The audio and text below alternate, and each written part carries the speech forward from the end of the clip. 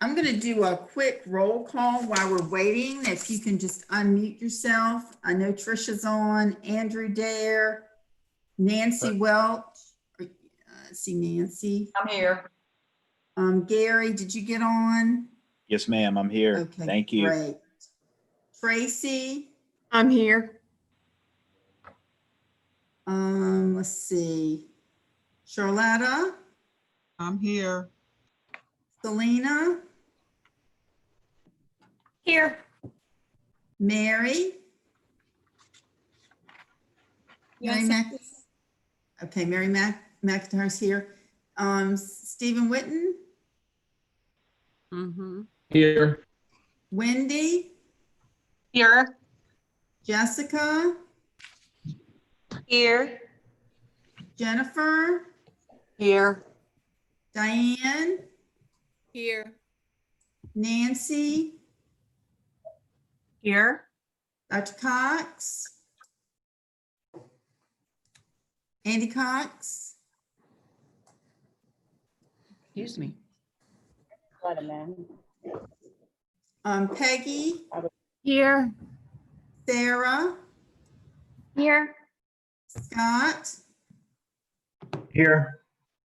Travis, Here. Dr. Let's see, Cardell.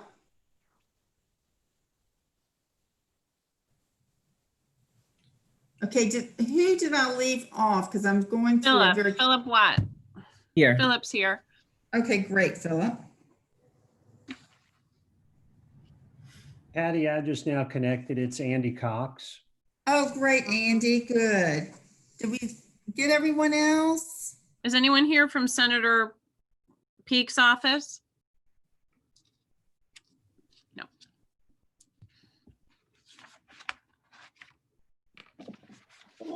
Okay, Patty, I think we are live. We are recording and we are live and everybody's here.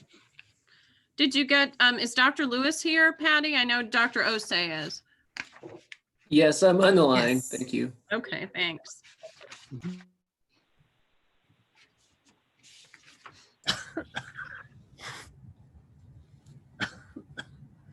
Okay, I think, Trisha, we're ready to go.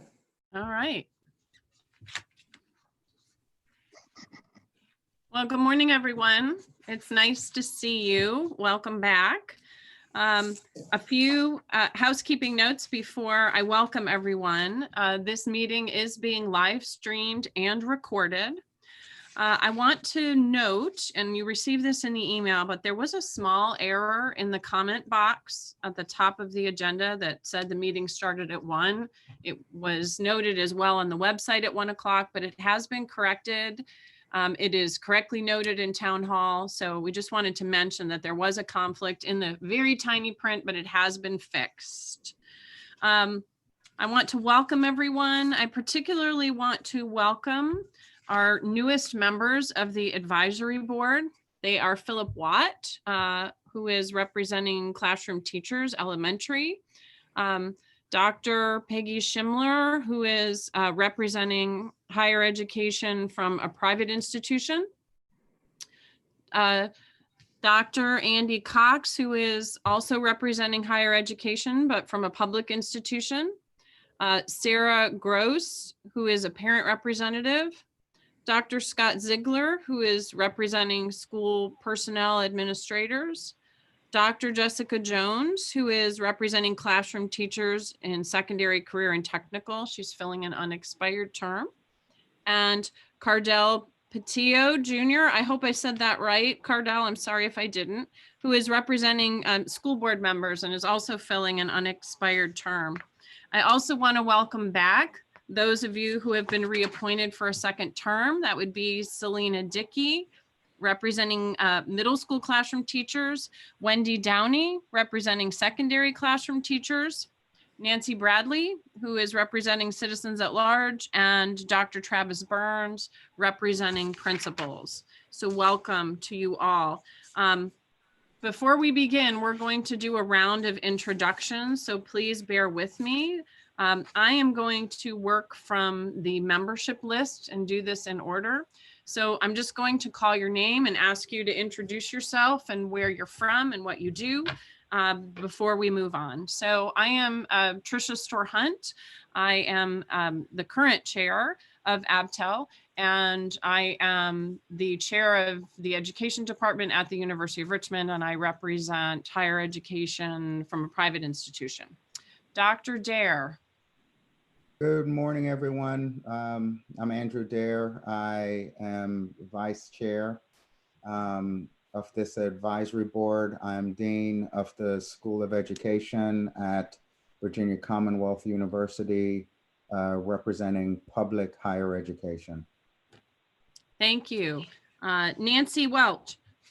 Well, good morning, everyone. My name is Nancy Welch. I'm the current superintendent serving Matthews County Public Schools on a beautiful Chesapeake day. Had a fine time today with these grand high tides that we're having here. I'm the current member at large to the advisory board and represent division superintendents in public education. Thank you. Dr. Carter. Good morning, everyone. Gary Carter here from the apprentice school representing the business sector, Newport News Shipbuilding. I'm a training manager there and spend some time in the public classroom as well as in the post-secondary classroom, and do a variety of administrative tasks and enjoy serving on ABTEL. Hope I can do some good for the teachers and the education system across the state. Glad to be here. Thank you. Tracy Mercier. Good morning. I'm Tracy Mercier from Bristol. That is near the Tennessee line. I represent elementary teachers in Superintendent's Region 7, and I have thoroughly enjoyed being on ABTEL and look forward to the work we're going to do. Good morning, everyone. Thank you. Philip Watt, welcome. Thank you. I'm Philip Watt from Stafford County. I'm a kindergarten teacher. It's my first day in ABTEL, so I'm excited to join you. Terrific. Selena Dickey. Good morning. My name is Selena Dickey. I am a 6th grade language arts and history teacher in Fauquier County in Warrenton at W.C. Taylor Middle School, of which I'm very proud. Good morning. Thank you. And I apologize, Charlotta, I skipped you. I am so sorry. That is okay. That is okay. Good morning, everyone. My name is Charlotta Williams. I'm a 4th grade classroom teacher serving Norfolk Public Schools. Welcome back, and good to be back again. Thank you, Charlotta. Mary McIntyre. Hello, I'm Mary McIntyre. I am a reading interventionist at Jack Jewett Middle School, which is in Albemarle County. Thank you. Stephen Whitten. Good morning, I'm Steve Whitten. I teach at Bluestone Middle School, 6th grade language arts in Mecklenburg County. Good to see everyone. I hope everyone is having a wonderful year back with our kids or without our kids. Thank you. Wendy Downey. Good morning, everybody. I'm Wendy Downey. Excuse me. I am a classroom teacher and department chair at Osborne Park High School, and I work for Prince William County Schools, and I'm representing Region 4. Thank you. Dr. Jones, welcome. Welcome, thank you, and good morning. My name is Jessica Jones. I'm an agricultural education teacher and FFA advisor at Tunstall High School in Pittsylvania County, which is Superintendent's Region 6. I am currently filling an unexpired role for secondary education, specifically career and technical education. So glad to be a part of the board. Look forward to learning many things and hopefully be able to do some good things for teachers across the Commonwealth. Thank you. Thank you. Jennifer Andrews. Good morning. I am Jennifer Andrews. I am a secondary special education teacher at Mills Godwin High School in Henrico County, representing special ed teachers secondary in Region 1. Thank you. Diane Stubbins. Good morning. I'm Diane Stubbins. I'm an English teacher at Fuqua School in the high school, and I'm representing non-public independent schools in South Central Virginia. Thank you. Nancy Bradley. Good morning. I'm Nancy Bradley. I'm a professor at Virginia Tech in elementary education literacy. I also serve on the City of Salem School Board, and I am a citizen at large. Thank you. And I should have said Dr. Bradley. My apologies. Dr. Cox. That's okay, Tricia. Hello, I'm Andy Cox. I'm the director of the Teacher Education Program and also the department chair at the University of Virginia's College at Wise. This is my first ABTEL meeting. I'm excited to be part of a group. Thank you. Thank you, Andy. Dr. Schimler. Good morning. I'm Peggy Schimler. I am the director of the Education Department and chair of the department at Randolph College in Lynchburg, Virginia. And this is my first year with this group, and I look forward to talking with all of you and getting to work. Thank you. Sarah Gross, welcome. Thanks so much. My name is Sarah Gross. I am the immediate past president of Virginia PTA and currently serve on National PTA's legislation committee. I live in Richmond City. I have two kids who have graduated from Richmond Public Schools, and I am grateful to this committee for its commitment to ensure parent engagement, especially when it comes to teacher education. Thank you. Dr. Ziegler, welcome. Good morning. My name is Scott Ziegler. I'm the Assistant Superintendent for Human Resources and Talent Development for Loudoun County Public Schools. Excited to be here, and good morning to everybody. Thank you. Dr. Burns. Good morning, Travis Burns. I'm the principal of Northumberland High School, Northumberland, Virginia, and I'm also the immediate past president of the Virginia Association of Secondary School Principals. Thank you. Mr., is it Patillo or Patillo? I'm so sorry. No problem. Patillo. Thank you.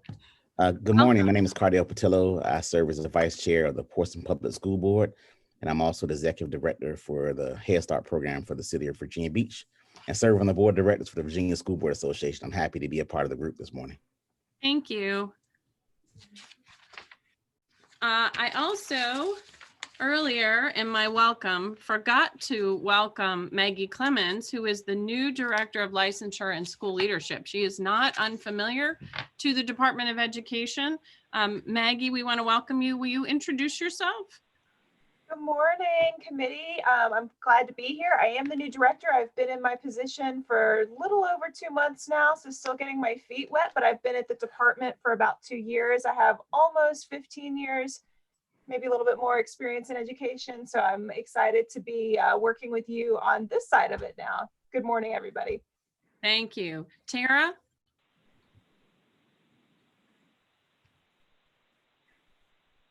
Hey, sorry. Good morning.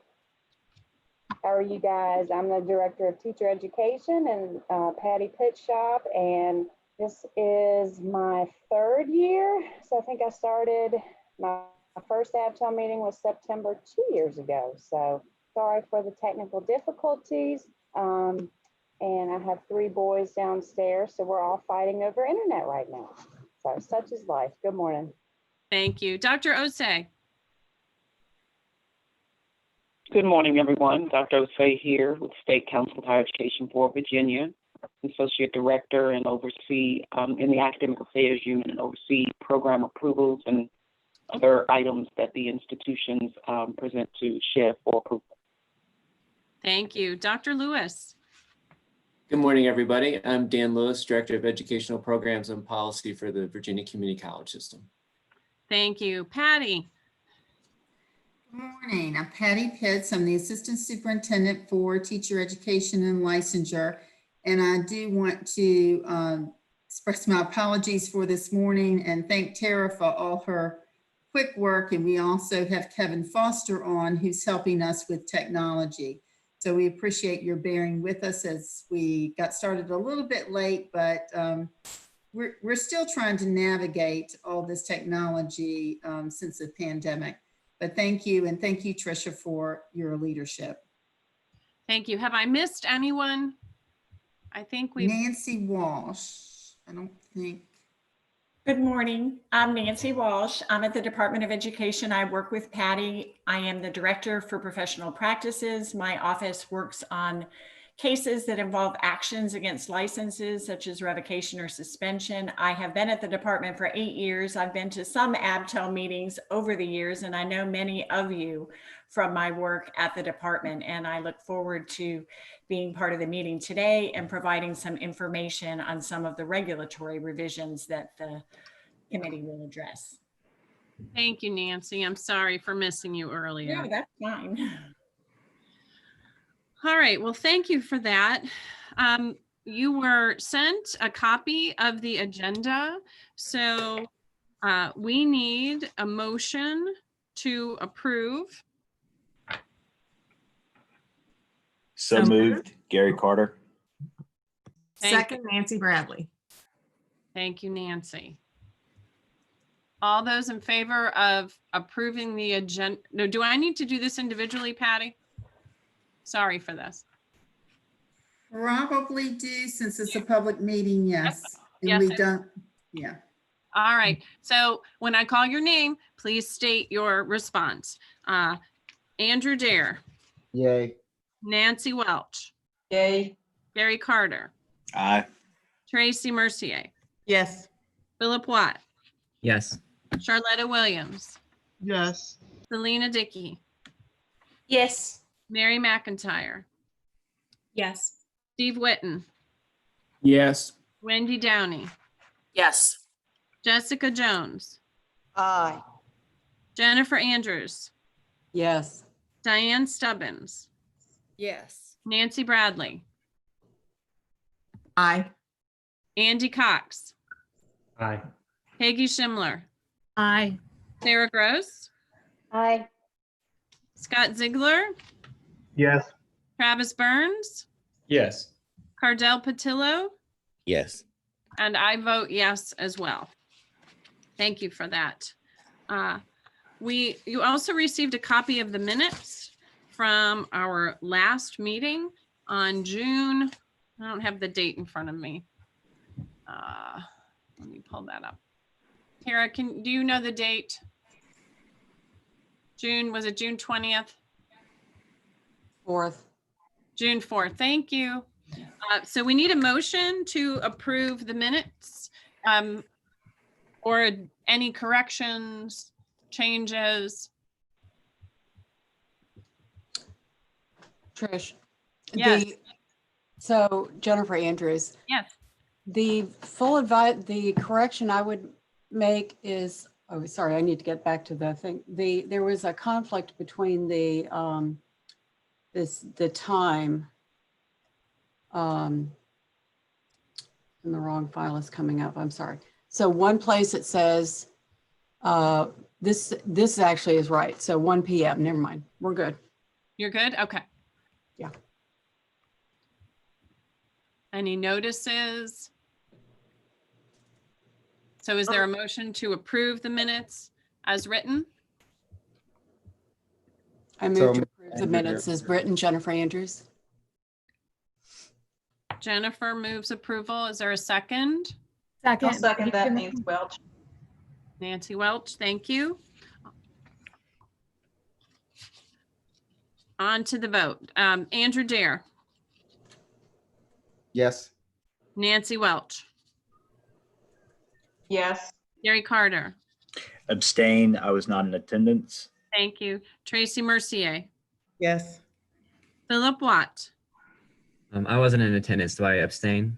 thank you. Charlotta Williams, Yes. Selena Dickey, Yes. Mary McIntyre, Yes. Steve Whitten, Yes. Wendy Downey, Yes. Jessica Jones, Abstain from absence in the meeting. thank you. Jennifer Andrews, Yes. Diane Stubbins, Yes. Nancy Bradley, Abstain. I was absent from the meeting. thank you. Andy Cox, Abstain. thank you. Peggy Schimler, Abstain. Not Sarah- present. Thank you. Sarah Gross, Scott Ziegler, Abstain.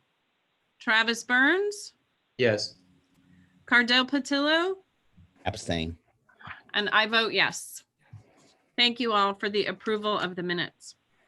There is no written public comment to be presented today, so we will move on to the election of officers. The current officers are, or last year's officers, Tricia Store-Hunt, Chair, Andrew Dare, Vice Chair, and Nancy Welch, Member at Large. So I'm going to turn over the reins to Dr. Dare to run the nomination and election of the chair.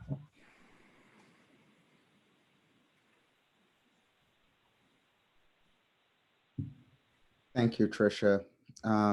Sorry, I'm not that quick on this on mute. In terms of nominations for the chair, I nominate Tricia Store-Hunt to serve as chair of ABTEL. Tracy Mercier, I second that.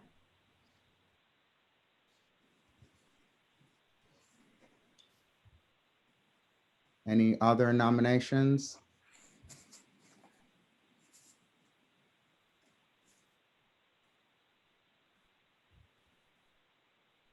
Any other nominations going once? Going twice? Okay, we will close the nominations for chair. Patty, as a matter of process, are we going to then vote on this or also collect nominations for vice chair and members at large and then do one final vote at the end? We'll vote for each position separately. Okay, so we'll do the voting now then for the chair before we move to nominations for the vice chair. Yes. Okay, so well, we only have one candidate that has been nominated, Tricia, and I guess I'll probably need to check, Tricia, if you're willing to accept this nomination. Yes. Okay, and so if we have a motion to move to vote. Dr. Dare, I move that Patricia be chair by acclamation, since she is the only nominee. I second that, Gary Carter. I think we still need to vote though, because of the, because you are a public body. So I don't believe you can do that based upon APA. So I think we will need to take an individual vote. Gracie, would you like to modify your motion? Yes. Amend that we vote for Tricia to be our chair. Okay, do I have a second? I'll second Nancy Welch. Nancy Welch, second, and Tracy Mercier move that for that vote. So I will go through the roster. So Nancy Welch. Yes. Gary Carter. Aye. Tracy Mercier. Yes. Philip Watt. Yes. Charletta Williams. Yes. Selena Dickey. Yes. Mary McIntyre. Yes. Stephen Witten. Yes. Wendy Downey. Yes. Jessica Jones. Aye. Jennifer Andrews. Yes. Diane Stubbins. Yes. Nancy Bradley. Aye. Andy Cox. Aye. Margaret. Aye. Sarah Gross. Aye. Scott Ziegler. Aye. Travis Burns. Yes. Cardell Patillo. Yes. And Andrew Dare, yes. And I'm assuming Tricia does not have a vote. I so that abstain. I'm sorry, I abstain. So that concludes. So I think that's one abstention and everyone else was in favor. So congratulations, Tricia. Thank you. Do I hand this back over to you for the remainder or? Yes. Okay, so I will pass the baton back to you, Tricia. Thank you, Andrew. I appreciate that. All right, next on the agenda is election of a vice chair. So I'd like to open nominations. Nancy Welch, I'd like to nominate Andrew Dare. Nancy Bradley, I second that. Thank you. Are there any other nominations? Seeing none, is there a motion to vote? Jennifer Scott Andrews, Ziegler, so that moved. we vote. Is there a second? Second, Gary Carter. Thank you. So the motion is to install Andrew Dare as vice chair of ABTEL. So Andrew, you're first on my list. I'm using the membership list. So are you abstaining? I will abstain. Thank you. Nancy Welch, Yes. Gary Carter, Sorry, yes, aye, yay. thank you. Tracy Mercier, Yes. Brandon Watt, I'm sorry, Philip Watt, Yes. Charlotta Williams, Yes. Selena Dickey, Yes. Mary McIntyre, Yes. Steve Witten, Yes. Wendy Downey, Yes. Jessica Jones, Aye. Jennifer Andrews, Yes. Diane Stubbins, Yes. Nancy Bradley, Aye. Andy Cox, Aye. Peggy Schimler, Yes. Sarah Gross, Aye. Scott Ziegler, Yes. Travis Burns, Yes. Cardell Patillo, I'm Yes. sorry. You're right. Thank you. Thank you all. Next on the list is voting on a member at large. Are there nominations for the member at large position? Tracy Mercier, I nominate Dr. Nancy Welch for member at large. Thank you. Is there a second? Second, Charlotta Williams. Thank you, Charlotta. Are there other nominations? Hearing none, is there a motion to vote? I move I make a we motion motion. to vote for Nancy Welch for member at large. Thank you. Is there a second? Seconded Selena Dickey. Thank you, Selena. Andrew Dare, Aye. Nancy Welch. I abstain. Thank you. Gary Carter, Aye. Tracy Mercier, Aye. Philip Watt, Yes. Charlotta Williams, Aye. Selena Dickey, Yes. Mary McIntyre, Yes. Steve Witten, Yes. Wendy Downey, Yes. Jessica Jones, Aye. Jennifer Andrews,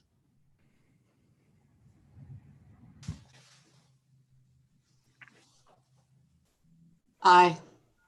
Diane Stubbins, Yes. Nancy Bradley, Aye. Andy Cox, Aye. Peggy Schimler, Aye. Sarah Gross, Aye. Scott Ziegler,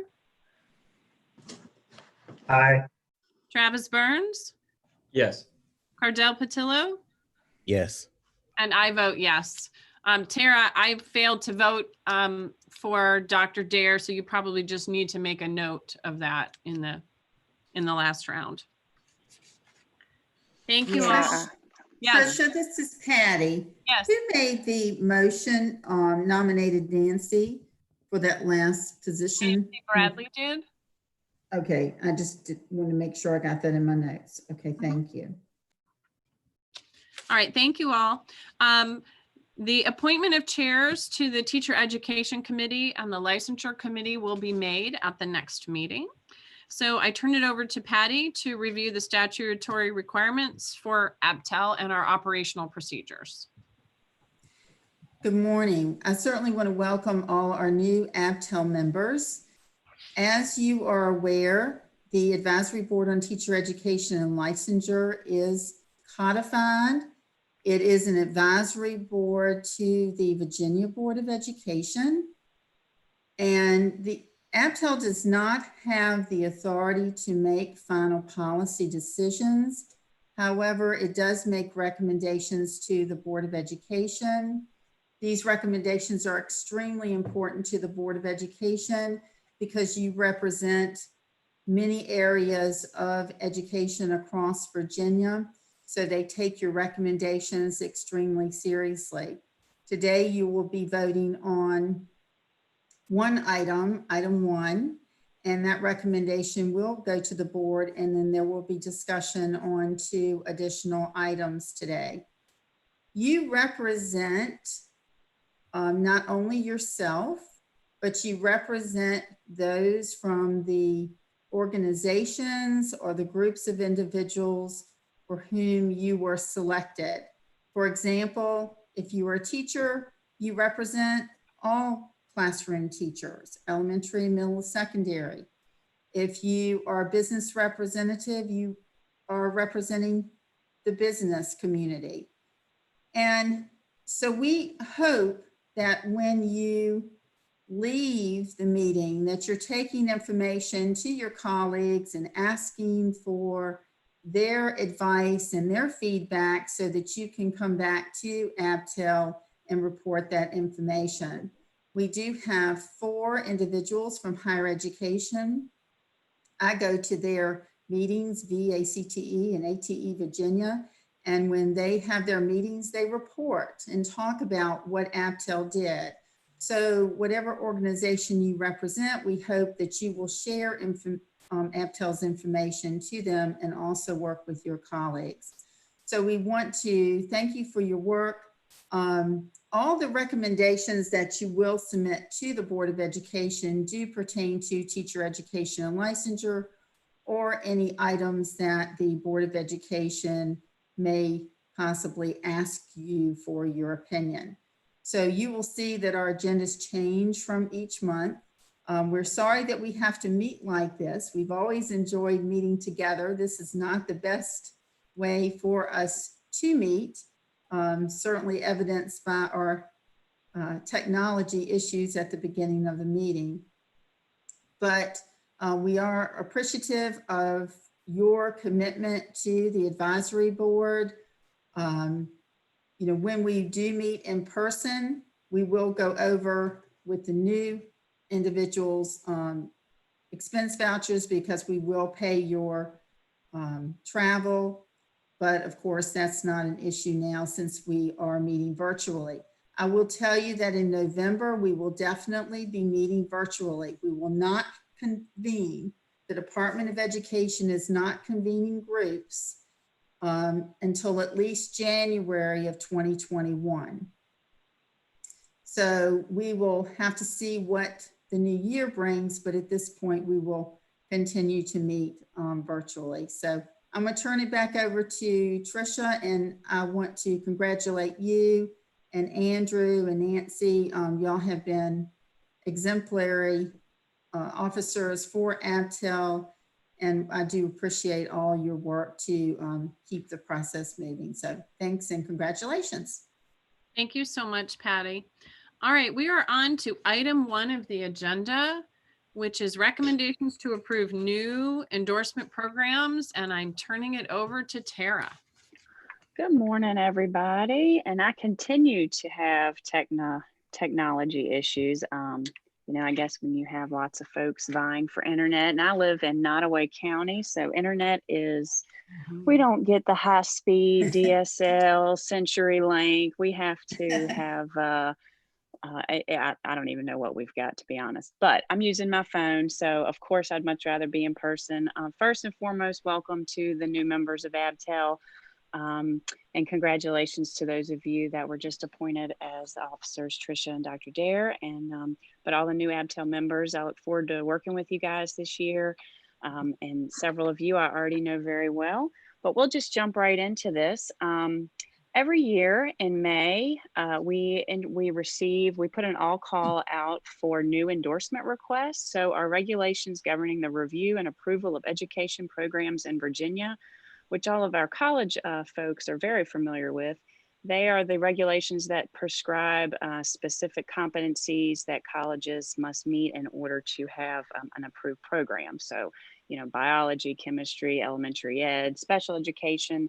So the colleges annually submit these new requests to us, and then we in turn review them. So specialists at the department, so specialists in humanities and the STEM and special education office, CTE, they review the programs. It is a very, very intensive process. Some of you on the panel today have some programs that are up for approval. And so you are very, very well versed in how intense and time consuming and tedious it is. They have to submit partnership letters to us. We have to have letters of support from school divisions. In addition to their program of study, it's a large packet of information that is sent to us in this new endorsement request application. Our specialists review the syllabi for each individual course. And so that's why we have between May and September to review these, because again, it does take a lot of time. There's a lot of back and forth. There's oftentimes revisions that are needed. So our specialists communicate we communicate directly with the institutions of higher ed, and then revisions are made, and then oftentimes there's second and third rounds. But ultimately, we do get to this place right here today, where we have programs that have met all of the competencies. They've checked off all of the boxes. These are solid, comprehensive programs. If you look at the list, I can't share it, obviously, because I'm not on. Hopefully Patty's able to share this document, or Maggie, if you're host. But if you're looking at this, we have 15 institutions that have requested new programs. We've got a lot of special education add-ons, which is a good thing. That's a new endorsement add-on with the new regs back in 2018. So we've got several of those. You'll also notice that science was pretty heavy. So we've got lots of secondary science programs. And those are both critical shortage areas. So I think that I have covered everything. Patty, have I missed anything as far as the programs? It's very hard for me talking and not being able to see you guys. You see the list of institutions. We'll have to do several different motions because some of you guys obviously you won't be able to vote on your particular program. But are there any questions from any of the new members or any of the veteran members that I can answer for you regarding these programs?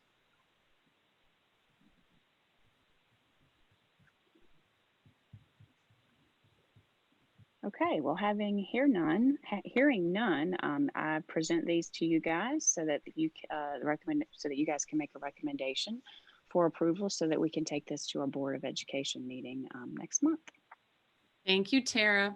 So Nancy and Andy, we're going to pull out Ferrum and UVA-Wise and the University of Richmond. We're going to vote on those three separately first, everyone, so that people can recuse themselves or abstain from the vote.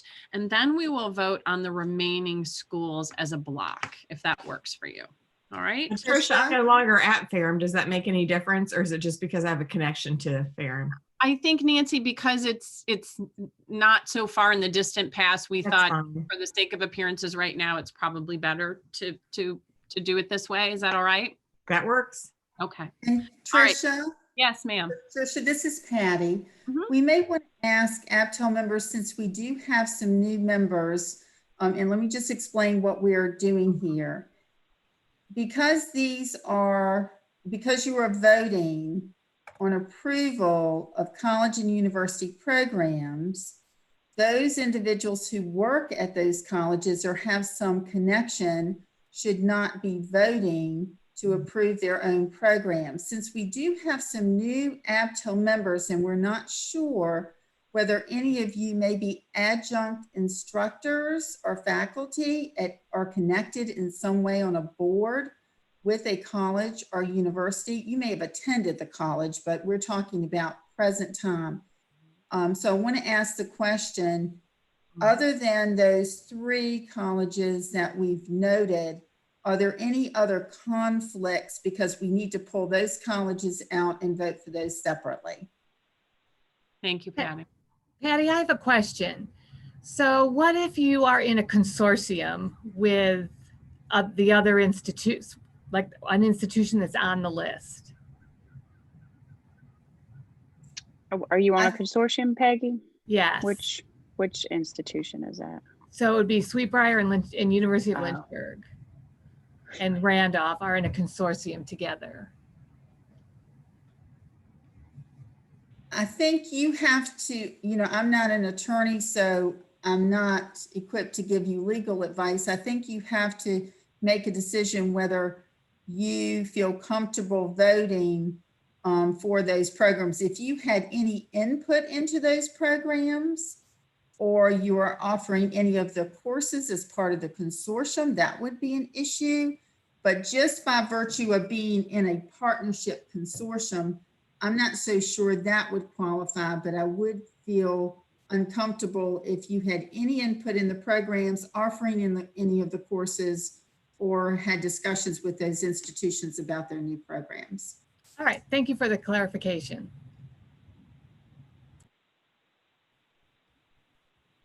All right. Patty, this is Gary Carter. Just piggybacking on what was just said, could it all be lumped under whether it could be perceived as you having a conflict of interest as to whether you would vote or not?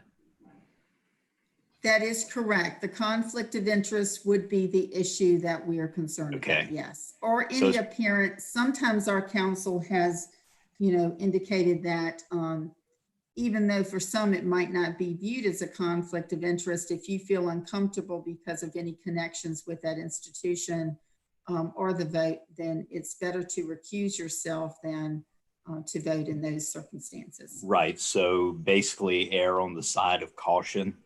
Yes. Yes. Okay. You're exactly All right. correct. Thank you, ma'am. Thank you. I appreciate that. All right, hearing no other conflicts, I need a motion to approve the middle education at Ferrum College. So moved, Gary Carter. Thank you, Gary. A second? Second, Peggy Schimler. Thank you. So this is a motion to recommend approval of middle education at Ferrum College. Andrew Dare, Yes. Nancy Welch, Yes. Gary Carter, Aye. Tracy Mercier, Aye. Philip Watt, Yes. Charletta Williams, Yes. Selena Dickey, Yes. Mary McIntyre, Yes. Steve Witten, Yes. Wendy Downey, Yes. Jessica Jones, Aye. Jennifer Andrews, Aye. Diane Stubbins, Yes. Nancy Bradley, Abstain. Andy Cox, Aye. Peggy Schimler, Aye. Sarah Gross, Sorry, aye. Scott Ziegler, Yes. Travis Burns, Yes. Cardell Patillo, Yes. and I vote yes as well. Thank you. We need a motion to recommend approval of the special education general curriculum elementary add-on at the University of Richmond. So moved, Scott Ziegler. Thank you. Is there a second? Second, Andrew Dare. Thank you. Voting on that motion, Andrew Dare, Yes. Nancy Welch, Yes. Gary Carter, Aye. Tracy Mercier, Aye. Philip Watt, Yes. Charletta Williams, Aye. Selena Dickey, Yes. Mary McIntyre, Yes. Steve Witten, Yes. Wendy Downey, Yes. Jessica Jones, Yes. Jennifer Andrews, Yes. Diane Stubbins,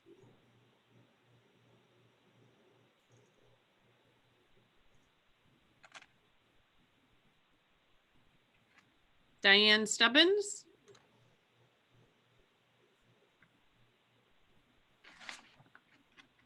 I'll move on. Nancy Bradley, Aye. Andy Cox, Aye. Peggy Schimler, Aye. Sarah Gross, Aye. Scott Ziegler, Yes. Travis Burns, Yes. Cardell Patillo. Yes. Try one more time. Diane Stubbins. Yes, I'm sorry, I froze there. No, thank you. And I abstain.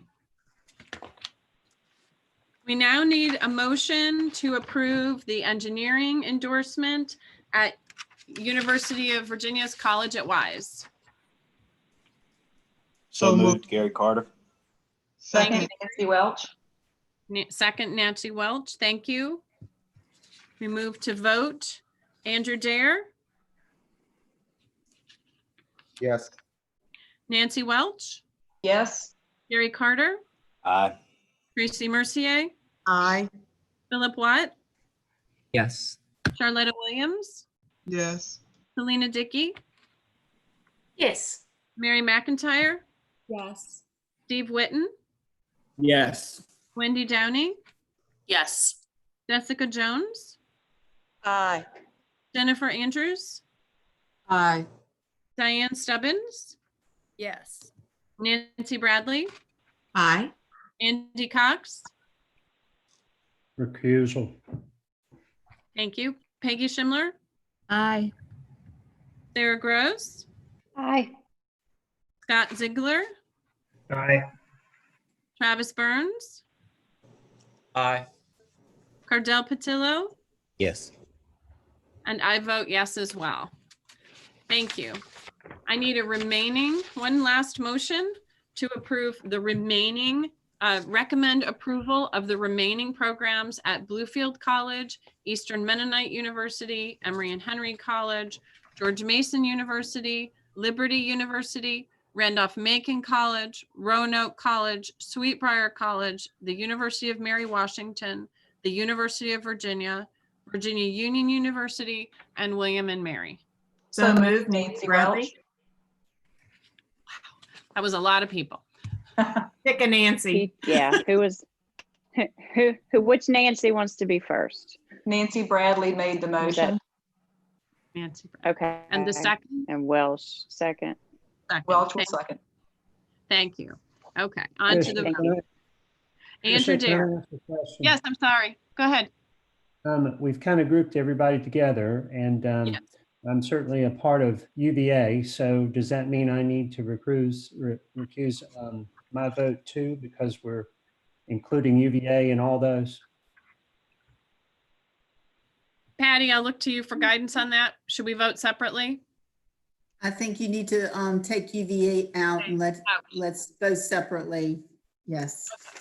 Okay, so Sorry about that. let's do that first. I'm Yes. sorry. Let's do that first. Can we have a motion to approve the special education general curriculum elementary add-on at the University of Virginia? So moved, Nancy Welch. Thank you, Nancy. Second, Thank- Selena Dickey. Thank you, Selena. And thank you, Andy, for reminding us of that. So on to the vote. Andrew Dare,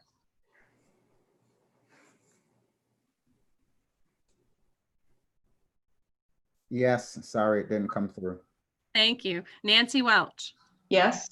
Gary Carter, Aye. Tracy Mercier, Yes. Philip Watt, Yes. Charlotta Williams, Yes. Selena Dickey, Yes. Mary McIntyre, Yes. Steve Witten, Yes. Wendy Downey, Yes. Jessica Jones, Aye. Jennifer Andrews, Yes. Diane Stubbins, Yes. Nancy Bradley, Aye. Andy Cox, Recuse. Peggy Schimler, Aye. Sarah Gross, Aye. Scott Ziegler, Travis Burns, Aye. Cardell Patillo, Yes. and I vote yes as well. My apologies, I could have grouped those earlier if I had realized that. All right, so Tricia? yes, ma'am. Tricia? Yes, Who Patty. made the motion in second? Mine kind of blipped out. I didn't hear that part on this last one for UVA. Selena Selena Dickey. And who made the second? Selena was the second, I believe. Yes, Welsh was first, Dickey was Okay, second. got it. Thank you. All right, so we need a final motion to recommend approval for programs at the remaining schools on the list: Bluefield College, Eastern Mennonite University, Emory and Henry College, George Mason University, Liberty University, Randolph-Macon College, Roanoke College, Sweetbriar College, University of Mary Washington, Virginia Union University, and William and Mary. So move Nancy Bradley. Thank you, Second, Nancy Welch. Second, Nancy Welch. Thank you. On to the vote. Andrew Dare, Yes. Nancy Welch, Yes. Gary Carter, Tracy Mercier, Yes. Philip Watt, Yes. Charlotta Williams, Yes. Selena Dickey, Yes. Mary McIntyre, Yes. Steve Whitten, Yes. Wendy Downey, Yes. Jessica Jones. Aye. Thank you. Jennifer Andrews, Yes. Diane Stubbins, Yes. Nancy Bradley, Aye. Andy Cox, Aye. Peggy Schimler, Aye. Sarah Gross, Aye. Scott Ziegler, Aye. Travis Burns, Aye. Cordell Patillo, Aye. and I vote yes as well. Thank you all for bearing with us through that. We appreciate your persistence. All right, second on the agenda is a review of the amendments to the licensure regulations for school personnel and regulations governing the review and approval of education programs in Virginia to comport with legislation from the 2019 and 2020 General Assembly. I'm assuming, Patty, this is you? Yes, and Nancy Walsh will also present at the end. And I want to thank Maggie too publicly, because she also worked on this item for us. Thank you. Just to give you some context, whenever the General Assembly passes legislation that requires regulatory changes, those changes, even though they become effective, when the law becomes effective, we have to follow up and change our regulations to comport with the law. And that's what we're doing with this item. With the Administrative Process Act, APA, there are processes that we must adhere to, and it depends on the nature of the request for the regulatory change as to what procedure we must follow in APA. If the requirements are a lift from the code, or there is little controversy, then we can take the changes through a fast track process. It is not as long as a comprehensive revision of our regulations. You know that if many of you have experienced regulatory changes that took several years, because if we are actually changing the language in the regulations and there's discretion by the Board of Education, the process at a minimum takes 18 months. However, when the General Assembly actually places in the code changes that we need to lift and place in our regulations, there really is not controversy, because what the General Assembly has asked us to do must be incorporated within the regulations, and the board has no discretion for change. So the document that you have before you today is addressing revisions in the 2019 General Assembly, and all of those Nancy will cover, and the 2020 General Assembly. Now, before we get started on this item, your attachment had some color coding So you saw the color coding from previous changes in the statute. So let me explain that so everyone will understand what happened. In 2018, our regulations became effective after a 3-year process for a comprehensive review. We started that in about 2015. So subsequent to that start, we continued to have General Assembly action that needed to be incorporated into the regulations. So a law was changed in 2017, the laws were changed in 18 and 19, et cetera. The registrar, where we file regulations, was getting a bit confused because we had 2 procedures running simultaneously to one another, which was very unusual. So while we had a comprehensive revision going through the regs, we were changing regulations that already had recommended revisions. I know that sounds very complicated, and believe me, it has been. So in the last 6 months, we have been working to get all of this straight with the registrar. But when you read the regulations, we don't want you to look at the old ones that technically are going to be changed, because probably as we're speaking, some of these are going to be revised. So what we did was incorporated the language that has been added subsequent, and it will be reflected if you go to the registrar and look at the official document. We just didn't want you to say, well, where is this? That wasn't in there before. That should have already been in the regs. So what you have is a compilation of changes for the regs, but the ones that we're going to focus on solely today for Nancy are changes from 2019 and 2020. And for the licensure and the teacher ed regs, those changes in the 2020, from the 2020 legislation. So you can just ignore the other color coding. It was just to help you in your review. So if you will go to your agenda item, what I'm going to do is go through the bills, and I will tell you the corresponding number of the attachment 1 that corresponds to that particular bill. The changes in the licensure regulations for 2020 were not, they're fairly easy for us to change. Let's just say that. You know, in previous years, we've had a lot of complicated revisions, but this year they're not as complicated. So if you will, go to your agenda item 2, and at the bottom of the page, you'll see House Bill 1568 and Senate Bill 978. What this does is requires the Board of Education to allow school divisions to teach a military leadership class.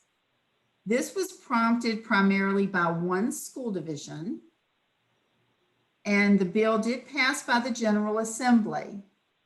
But let me just explain what it does. It does not in any way change the fact that if one is teaching JROTC connected with United States military, they must have the proper credentials to teach those military sciences JROTC courses.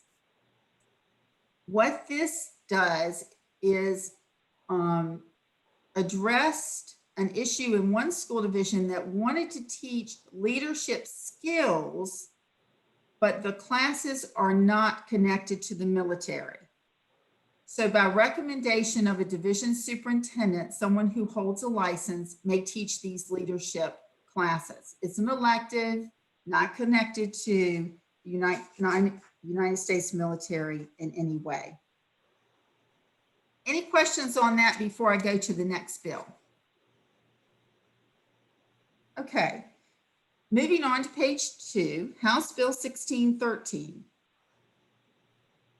A technical professional license, for those of you who are new to the world of licensure is a license that is issued to a person who may or may not have a degree.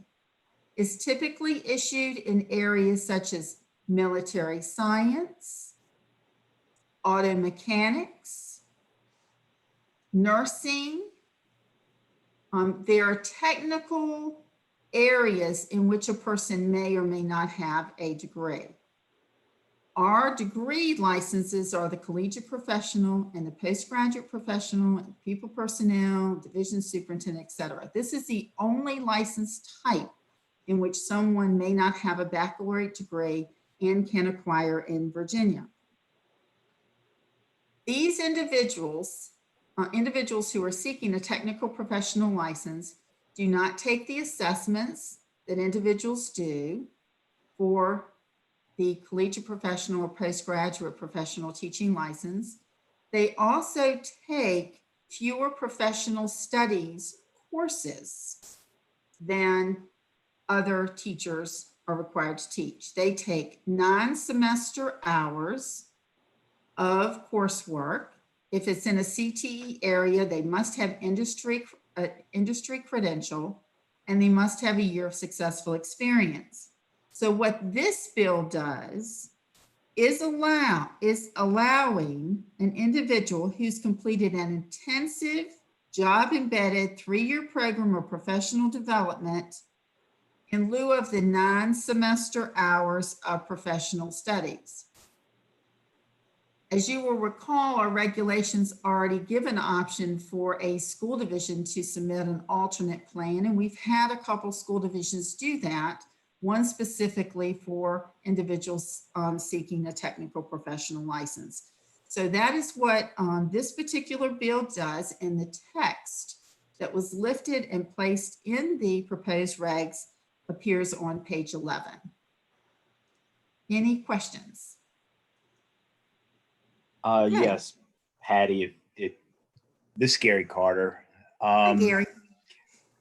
Hi, this is very interesting, and I appreciate y'all putting these extensive documents together. I don't know how you keep it straight, but anyway, my question is, who interprets what accounts for intensive professional development, or is that from the employer? Is that DOE? How do we have any parameters there on what constitutes intensive? Actually, we don't, because the law did not really explain that, but I can tell you that the final decision rests with the Department of Education and the Board of Education, because we are the licensing arm. So the decision would ultimately be made. I think that what we would do is, if the individual wanted to use such a substitution, the individual needs to go through his or her school division, because the technical professional license, most people who get that start out with a provisional because they haven't done professional studies. So the school division, so they're all employed by Virginia School Division or an accredited non-public school. So I think they would have to submit the plan and explain what the person has done, and then we would have to review it. I don't imagine that this will be used a lot, because the school division option is not used a lot, but evidently there was some constituent who must have had a particular situation and submitted this to his or her legislator for a bill. Thank you. You're welcome. Any other questions before we move on? Okay, let's move on to House Bill 1630. Now, to understand 1630, you need to understand what is already currently in the Code of Virginia.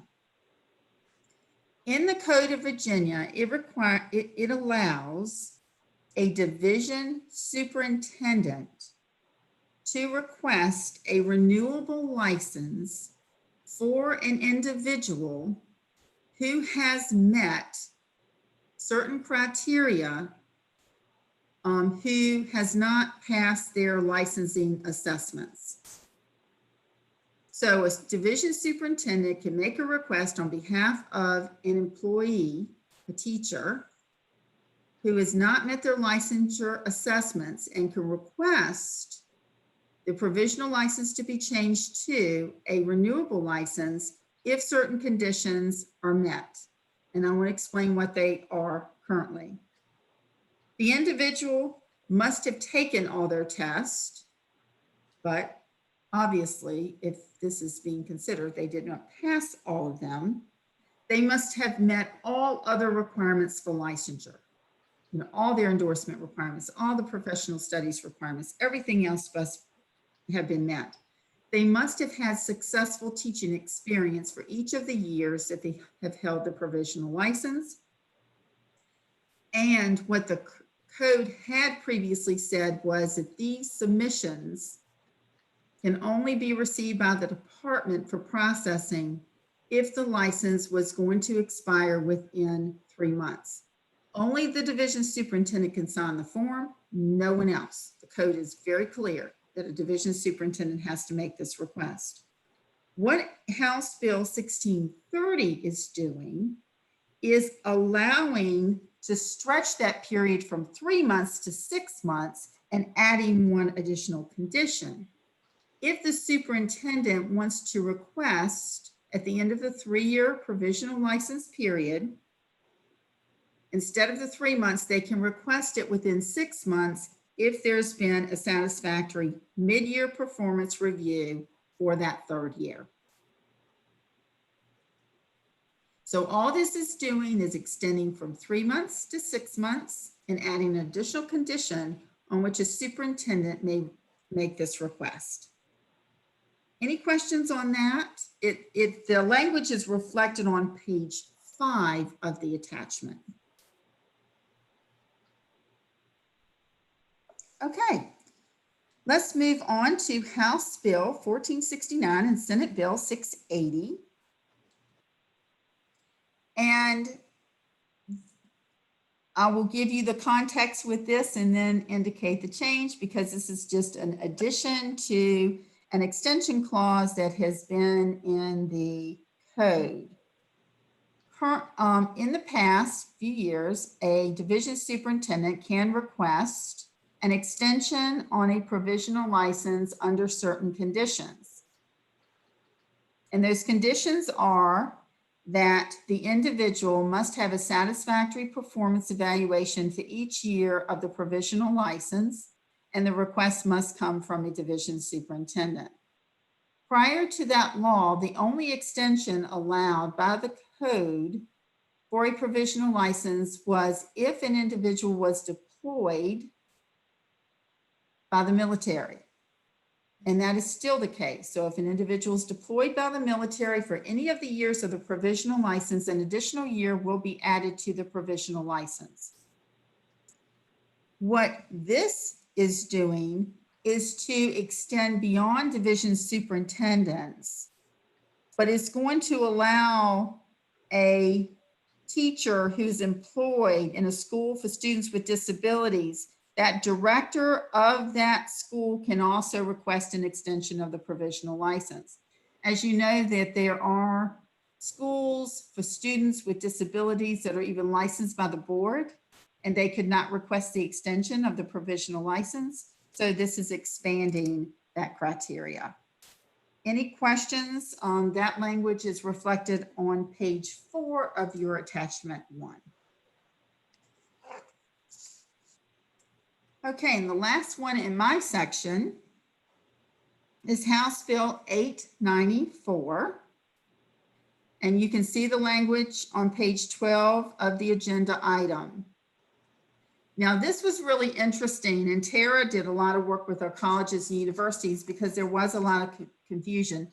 This law sort of escaped us. We didn't really see this one come through initially, but there are 2 parts of this. One really speaks to the approved program regulations, and the latter part of the bill refers to the licensure regulations. For those of you who are new, we have two sets of regulations that we will primarily be discussing. The first, the regulations governing the review and approval of education programs in Virginia, which Tara handles, and the licensure regulations for school personnel, which is in Maggie's area. And the difference between the two are that the regulations that Tara administers are to approve programs, and they also list the competencies that are required in programs. You don't see semester hours, you see a few in there, but generally speaking, they're competency. The licensure regulations primarily speak to alternate routes, because every endorsement area, it will say completed an approved program in a certain area, and it gives you the semester hours. So we're going to talk about both sets of regulations in this House Bill to comport with House Bill 894. So in both cases, the General Assembly is requiring instruction on positive behavior interventions and support, crisis prevention and de-escalation, the use of physical restraint and seclusion, consistent with regulations of the board, and appropriate alternative methods to reduce and prevent the need for the use of physical restraint and seclusion. There were training tutorials that were created by our experts in special education, and Tara has sent that information to our colleges and universities. When this became effective, July 1, the law, the House bill speaking to the regulations governing the approval of education programs was really in higher education law. Now, when we get into the licensure piece of this, Dr. Lane, as long as approved by the Secretary of Education's office, was given authority by the General Assembly to make waivers that are specifically related to the pandemic. And you're familiar with those because we've posted a lot of the waivers, you've heard about those.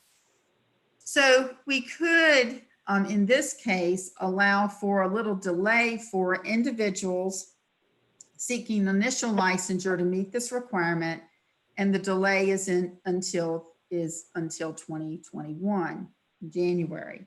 But for colleges and universities, they've already met this requirement.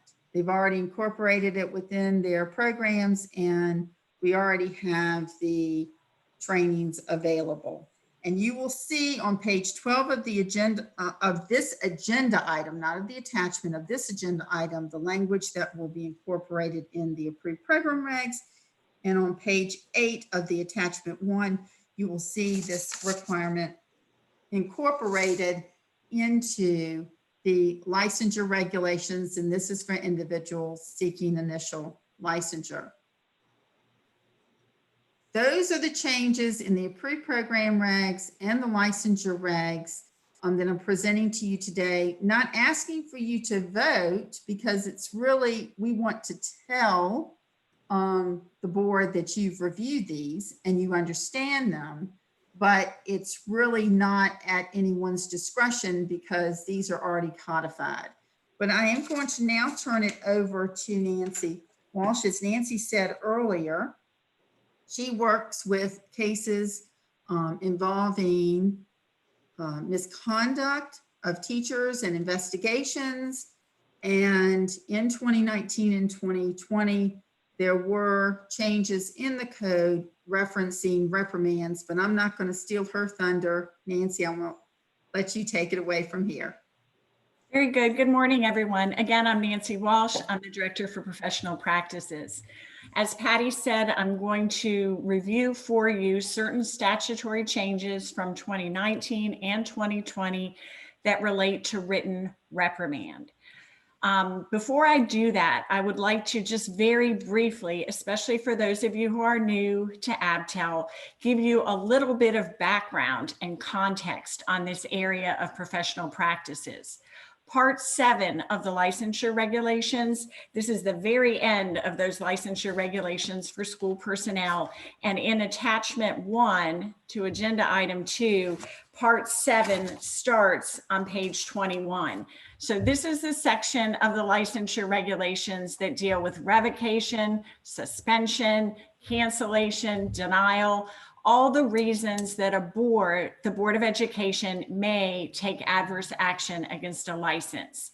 And so in Virginia, any adverse action must be voted on by the Board of Education. So just for a review, at present, we have 4 different adverse actions. 3 are adverse actions against licenses, revocation, and the licensure regulations in Part 7 list all the reasons that the board may revoke a license. They're all very serious, including mandatory testing violations, certain criminal offenses, conduct harmful to students.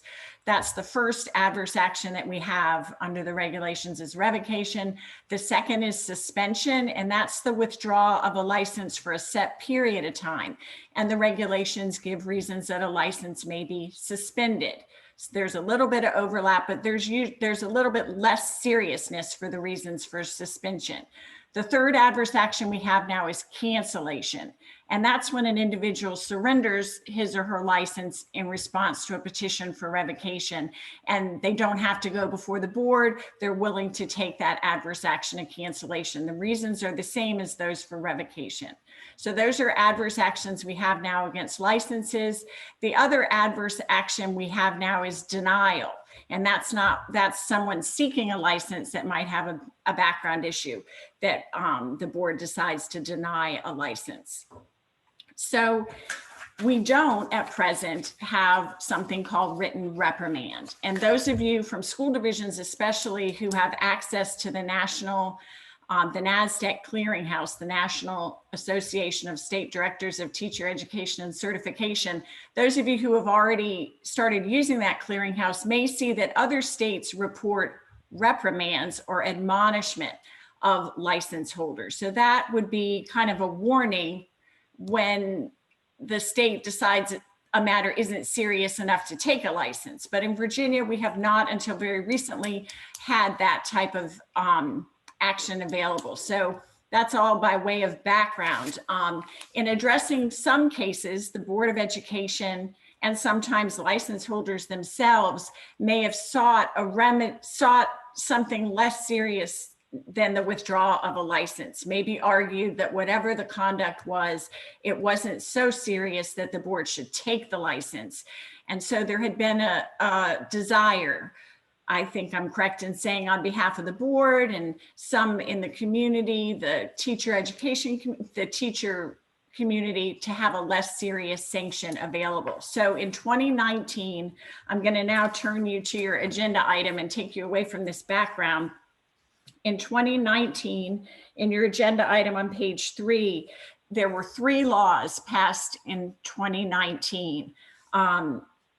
Section 22.1 to 92.1, the language is fully here on pages 7 and 8, relates to testing violations. So in 2019, the General Assembly voted to allow written reprimand for certain secure testing violations. So if someone is administering the SOL test and there's a violation, that is a basis to revoke a license. But under that law passed in 2019, it also could instead result in a written reprimand of the license holder. So that's the first law in 2019. In the second law is section 304, 22.1 304, and you have the language on page 8. When an individual, this deals with contract violations. So if a teacher leaves her position prior to and doesn't give proper notice and the school board doesn't release that educator, then the license could be revoked or suspended, but under this new law in 2019, it could result in a written reprimand. So the General Assembly decided we can give written reprimands for secure testing violations or contract violations. The last law passed in 2019 is 22.1, 298.1, and that simply says that the board shall promulgate regulations to allow for this new thing called a written reprimand of a license holder. So that's what happened in 2019. And you may be wondering, well, why are we waiting until 2020 to change our regulations to add in written reprimand? Well, the reason is that those laws passed in 2019, it seemed as though the only situations that the board was going to get to reprimand license holders was going to be these two that were enumerated: testing violations and breach of contract. However, there was a sense that that isn't really what the Board of Education wanted, and that isn't really what many license holders wanted, that they wanted a broader use to be available, maybe in any situation that just wasn't serious enough to warrant revocation or suspension, that the board should have in its toolbox the ability to give a written reprimand. So this year, the law passed in 2020. This is in your agenda item on the bottom of page 3. They went back to 298.1, and you have the language on page 10, and said that the Board of Education shall promulgate regulations to allow the written reprimand of license holders on grounds established by the board in accordance with law. So clearly this is broader than just testing violations and breach of contract. And so what we have, instead of modifying the regulations in accordance with 2019, when we realized that it was going to be a broader type of sanction, we waited until this law went into effect on July 1st of 2020. So those are the laws. There is a technical amendment that also went in 2020, and that's an amendment to 304 that you have on page 11. And that simply makes it clear that for violations of an employment contract, disciplinary action may include written reprimand, which was already in there, suspension had somehow been left out, or revocation. So the main change in 2020 is the broadening of the regulations. So now that those are the laws that went into effect in 2019 and 2020, I would like to just really quickly look at the highlighted sections of the actual regulations. Mine are in blue for reprimand. There is a new definition that was added on page 5. This just says that a reprimand will be the written admonishment of a license holder that does not result in withdrawal of a license. So when a license is revoked or suspended, it is not in effect. The person no longer has that active license. But for the reprimand, the license isn't withdrawn, but there is just the written reprimand. The heart of the changes that are in these regulatory revisions relating to reprimand are on page 31 of the attachment. This is a new section 760, that lists the reasons a license holder may be issued a written reprimand. So the first two are the ones I already mentioned relating to mandatory testing violations. The second one is the breach of an employment contract. And then the third one, this big paragraph, indicates that in accordance with law, the board, when it decides after looking at all the circumstances and hearing from the license holder that the matter isn't so serious to warrant withdrawal of the license, the board may issue a written reprimand. So if they hear from a license holder, they look at what happened, and they don't really think that license holder should lose his or her license, they can decide we're just going to issue a written reprimand. There are some exclusions, and they're listed there, and those are situations when certain types of very serious criminal offenses involving sexual molestation or rape or abuse of a child, that cannot result in a written reprimand because the law already requires that the license be revoked in those situations. One thing I wanted to mention, especially for those of you who are from school divisions and you're real familiar with the process for seeking revocation, these regulations do not allow a school division superintendent to petition for a reprimand. The reprimand is something only the board can decide to issue. So the school division would continue to petition for revocation or suspension. And then when the case gets to the board looks at it and makes that decision to issue the written reprimand. But this is not going to change the procedures for those of you who are in school divisions and who are involved in this process. I know some of you on ABTEL are very familiar with that process, so that's just a heads up that this doesn't change that process. There are a couple other sections that were affected: the notification section, the section about expired licenses, where the reprimand could happen even if a license is expired, if the conduct happened when the license was active. But does anybody have any questions for me about this new sanction that's now going to be available, the written reprimand? Nancy, I do. This is Travis Burns. The written reprimand, that is a matter of public record, correct? Yes. So we do report revocation, suspension, cancellations, and denials to other states and territories through the NASDAQ clearinghouse, and that would be the same for written reprimand. It also you would see that if you've ever been on the NASDAQ clearinghouse, that other states do report that. So it would be a matter of public record. So it's not the same as a personnel action that, you know, might be taken that doesn't ever, you know, get to the Board of Education. As many of you know, many employment matters, you know, would be just something like a letter in somebody's personnel file. But if a division has petitioned for action against a license, and then the board decides, no, we're not going to revoke it or suspend it, but we are going to issue a written reprimand, it would be a public matter. Nancy, this is Andy Cox at UVA Wise. Let's say that you had somebody in 2018 who had a license revoked, maybe because of a contractual issue or something like that. And would this mean that this person could ask to have their situation reviewed under these new guidelines with a possible reprimand to have their license reinstated? No, it wouldn't. So anytime the board takes an adverse action, so if in 2018 it voted to revoke or suspend a license, the individual has 30 days after that agency action to appeal it, and that is a matter that would have to go to circuit court, so that action would be final. This would only be available going forward. Thank you. Any other? Yes, I have a question, Gary Carter. So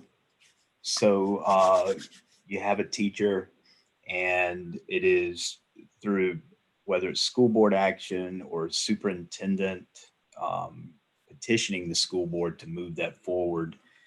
Is there a repeat, I guess an appeal process if the school board feels strongly enough that a license should be revoked or suspended or whatever in lieu of a letter of reprimand? Is there any kind of appeal action there?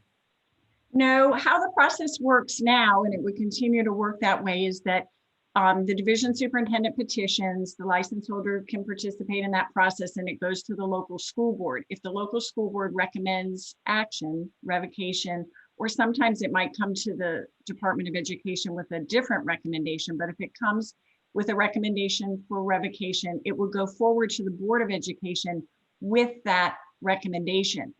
The school division superintendent or council do attend the Board of Education meetings, so they would certainly have the opportunity to argue for the remedy that they think is appropriate. So they could argue, you know, that the license should be revoked based on whatever conduct was at issue, and the license holder could present his or her view, but it is always the board's decision whether to take any action, revocation, or now going forward written reprimand, or they could suspend the license for any period up to 5 years. But okay, that answers my question, because I was not aware that the superintendent would be in attendance at the hearing, I guess, with the Board of Education for that process. I've served on the school board here in COSN for a number of years as chair for numerous years as well. And I'm obviously very interested in this process. I want to make sure that we cross our Ts and dot our Is. And so this is new, and I just had that question. So you answered it well. Thank you very much. And Gary, just to make sure you understand that the regulations and the procedural guidelines for conducting licensure hearings do not mandate that the division superintendent or representative attend. They are strongly encouraged to attend. Sometimes they choose not to attend the proceeding, but almost always if it's a contested matter and the license holder is going to be present, that division is going to have representation before the Board of Education as well. And under the guidelines, they actually present the case to the Board of Education. When the state or the superintendent of public instruction initiates the action, a Department of Education person would present the case. I would present the case to the board, but when it is initiated at the local level, the division presents that case. Okay, that's very good information. Fortunately, we have not had to deal with too many personnel issues. However, the information that you provided is excellent, and I just want to make sure that I have my head wrapped around the procedures and the changes so that I'll know how to guide the board. So thank you very much. Oh, you're welcome. And I did, Patty did send out as part of the packet, the procedural guidelines for conducting licensure hearings. These kind of spell out the nitty gritty of the hearings before the investigative panel and the Board of Education. They were approved in November 2018, went into effect January 1, 2019, and we had to just make a couple minor tweaks now that we are going to have written reprimand available. And just so we all understand, the written reprimand is of the license holder, while the other actions I have been discussing are of the license. Any other questions? Scott Ziegler, I do have a question. You said the reprimands are public information. Will it be noted on the VDOE licensure query? That's one question. And then second question, is this a permanent notation on the license, or does it have an expiration date or a review date later down the line? Thanks, Scott.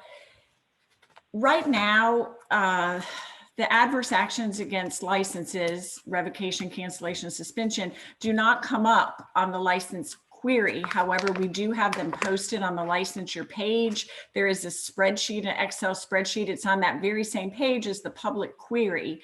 And you could click, it's alphabetical. So the reprimands would be listed there as well, alphabetically. So it could say Nancy Walsh, January 1st, 2021, reprimand, last employing school division, etc. It also would be reported in the monthly memorandum that goes out from Patty Pitts to the division superintendents. It would list written reprimand if someone had been ordered, if the license holder had been reprimanded by the Board of Education, and it would be reported to the NASDAQ clearinghouse so that other states and territories would have notification of that action. And in terms of an expiration, like the other actions, Dr. Ziegler, it would just continue to appear on the website. And when a license that has been revoked or canceled is reinstated, we do report that reinstatement. For a reprimand, of course, the license is never taken, so there would never be a reason to have to report a reinstatement. So the reprimand would just appear there. And Patty, you can correct me if I'm wrong. We haven't yet started reporting them yet, but that's my understanding. Just a comment, maybe some of our central office superintendents might be able to chime in on this, but I would assume that anytime a case comes to the board with regard to revocation, that it's probably likely that employee, making an assumption, was terminated by the school board. And I just curious as to, an employee, whether or not you're looking at any kind of implications with regard to an employee who's been terminated but walks away from the board with a letter of reprimand. Does that present any kind of implications for local school boards at all? Has that been looked at? I think you're correct. I mean, if this is a matter serious enough to be seeking revocation, it probably usually will not result in just a written reprimand. We have had some situations when, the board has faced cases where they felt, the conduct wasn't serious enough to, the person already lost a job and they for whatever reason, maybe had the conduct might not have involved students. It might have, they might have a long career of successful teaching and just didn't wish to take an adverse action. I mean, one thing that we have discussed that may result from this new sanction is that some cases when the board decided to do nothing, to take no licensure action, they may now, that license holder, instead of getting no sanction, may come away with a written reprimand. So I don't envision, even though the regulations as drafted allow a great deal of discretion to the board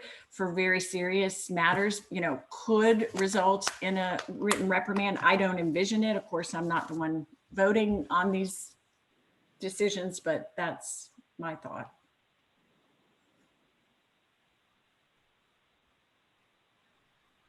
Any other questions I can answer for you?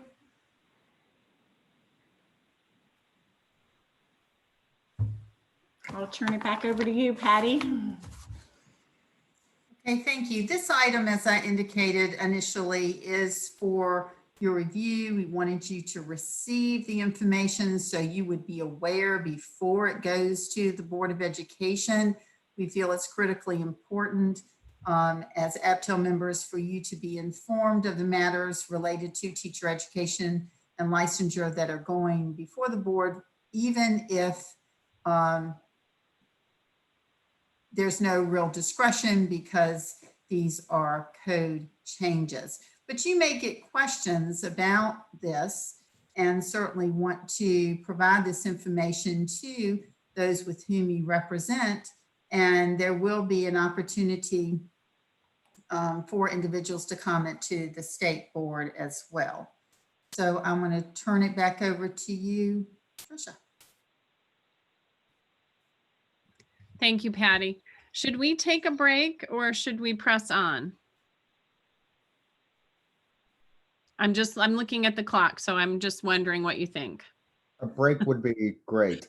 All right. How about, I appreciate that. I'm glad somebody spoke up. So how about we reconvene at 11:05? Will that work for everyone? 10 minutes, 9 minutes, enough time to stretch? Yes. Right. And if you want to, you can just take down your camera and mute, but you don't necessarily have to get out. It is being live streamed, but you can just take your camera down and certainly mute. Thank you, Patty. Very We'll see important. you back at 11:05. Yes, make sure you mute. We don't know. Please We don't make want to sure go you mute viral. your line.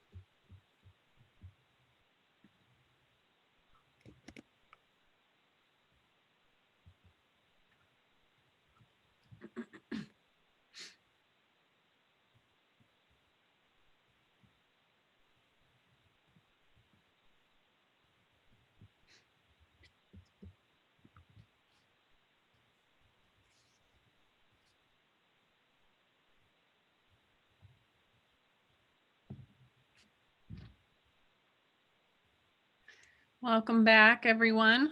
I'll give folks just a minute to either turn their cameras on or let us know they're here.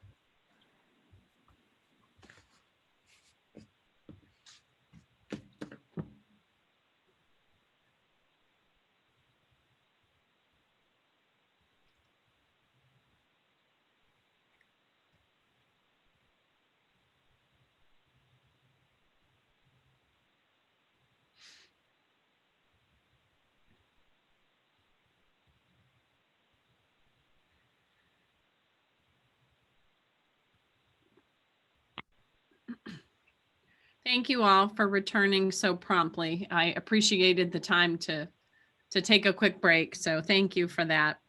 Item 3 on the agenda is something that we began discussing last year and looked at. It is recommendations for licensure renewal requirements in the licensure regulations for school personnel. So I will turn it over to Patty. Thank you, Tricia. This is an item that I presented very briefly to Abtel, but we've not had time to really delve in and discuss it at length, which we need to do. I'm hopeful that by November, Abtel will have a recommendation to send to the Board of Education. Let me just give you a little bit of background and history. I'm not going to go through all of the history that is in the item.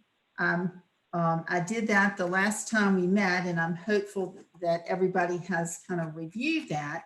It just gives you context as to the evolution of the renewal process. Some of you may have been around a little while and remember when people took 6 semester hours to renew. Then we went to the individual point system, which we currently have. We used to have 10 options. Now we have 8. So there has been a transformation of renewal and what we require. In Virginia, the licensure regulations stipulate the requirements for renewal, but they are at a pretty high level in the regulations. There is a Virginia renewal manual that goes into much more detail about the procedures, what the 8 options are, and what individuals can do to accrue points for renewal. When we had 5-year licenses, I'm sure you are aware that individuals took 180 professional development points for renewal, and they paid $25 for renewal. They submitted an application, and they had to meet whatever statutory requirements were in place at the time. You know, we used to have technology standards, that those were the first standards, which those have been removed. And we have child abuse recognition and intervention training. We have first aid CPR and use of AEDs. We have requirements for dyslexia, awareness training, as well as some specific requirements for those teaching social studies and civics, and individuals who are school counselors. And now, as we learned today from our first agenda item, their training is also required in the area of restraint and seclusion, but that's not for renewal. I'm jumping ahead. That's not for renewal. That is just for individuals seeking initial license. So I will step back on that one. But we changed in 2018 to 10-year licenses. So individuals now pay $50 for renewal. It's still the same price, still $5. I mean, it's 25 versus 50, but it's still $5 a year for license renewal in Virginia. So that was changed. And then there was huge discussion with Abtel and the board, and we had comments from the public about how many points does one need to complete to renew a 10-year license. There was initial discussion about 360 points because the General Assembly said that it could not exceed 360. The Board of Education finally landed on 270 clock hours to renew a license. We have currently 8 options from which one can earn points to renew. And they include college credit, professional conference, curriculum development, publication of a book or an article, mentor supervision, an educational project, and professional development activities. Most people tend to earn their points in options 8, and then also individuals who are working on additional endorsements or another degree will use their college credit, and professional conferences used a fair amount, as well as mentoring. We see less activity in the area of writing a book or an article, but individuals do use those options. If you will look in your agenda item, you will see that there are maximum number of points that one can earn in those particular categories of areas that individuals can earn points. What you don't have here, but it is in the renewal manual, is an explanation of what individuals can use as far as professional competence for renewal. It kind of gives the categories in which someone can meet renewal requirements. There's a lot of flexibility with local school divisions to approve activities for renewal. And you also need to keep in mind that the Office of Licensure, which is led by Maggie Clemens, is the office that will approve activities for people who are not currently employed by a Virginia school division or educational agency. The discussion around renewal has included many factors. One of those being that there's a lot of work and a lot of offerings in micro-credentialing. Fairly soon, we'll be sending out a superintendent's memorandum about micro-credentialing and some of those micro-credentials that would be very helpful to teachers if they want to participate in them. And a second major point is that the Uniform Performance Standards and Evaluation Criteria for Teachers is under review. We are now gathering a work group to review the performance standards and the guidelines for teacher evaluation. We made some changes in that earlier this year, but this will be looking at it more comprehensively and perhaps adding some additional standards to that particular document. And the professional development and learning that teachers do should be connected to the performance standards and expectations of instructional personnel. So what I'd like to do today, and I know it's a little harder to do this through technology than it would be if we were all gathered together around the table having this discussion, but certainly I think we can manage that. I'd like to have a discussion about this draft that was presented to you. One other point that I want to make is that currently, teachers really have a broad scope from which they can meet activities. There's not been, if you will, I'll use the term buckets or areas that they must include in their renewal, except for the mandatory statutory requirements that all licensees must take for renewal. So what this proposal is, and this is just a draft to get us started, there are some in the chart, there are some buckets or areas in which licensees would need to complete requirements if this is your recommendation. For example, and we may need to rename some of these categories, but to require within 10 years that at least 15 points of an individual's 270 points must address diversity, equity, and cultural competence. That could be in professional development, it could be writing a book, it could be going to a conference, but at least 15 of those points would need to be in that area. Then we also indicated that if a person is employed by a school division, and this is probably, this is not a heavy lift for most licensees because most licensees do participate in professional development offered by their school divisions. One, because they're free. Two, because they are very applicable to their teaching and they're directed to those particular teachers and the needs of those teachers. But at least 15 points if employed by a Virginia school division, and then 15 points of social emotional learning, trauma-informed teaching strategies, and classroom management. That would be another possible bucket.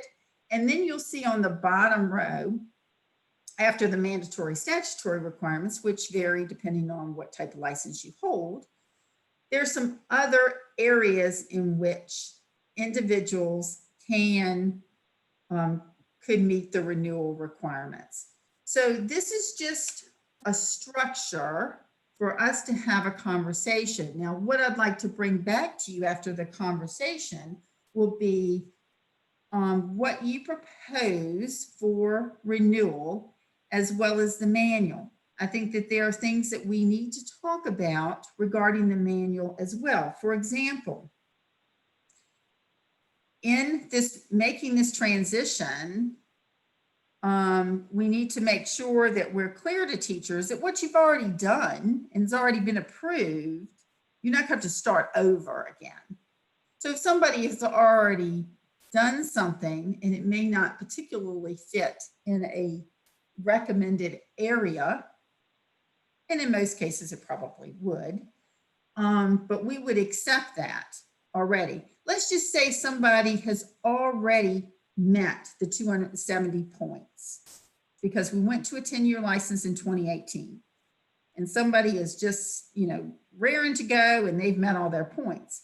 Well, I think there needs to be a discussion about, do they need to still meet renewal requirements when they've already been approved and think they're finished? So those are some of the conversations that we need to have so that we can bring back to you a proposal as well as the manual, which the board would also see, which will give procedurally how the renewal system would work.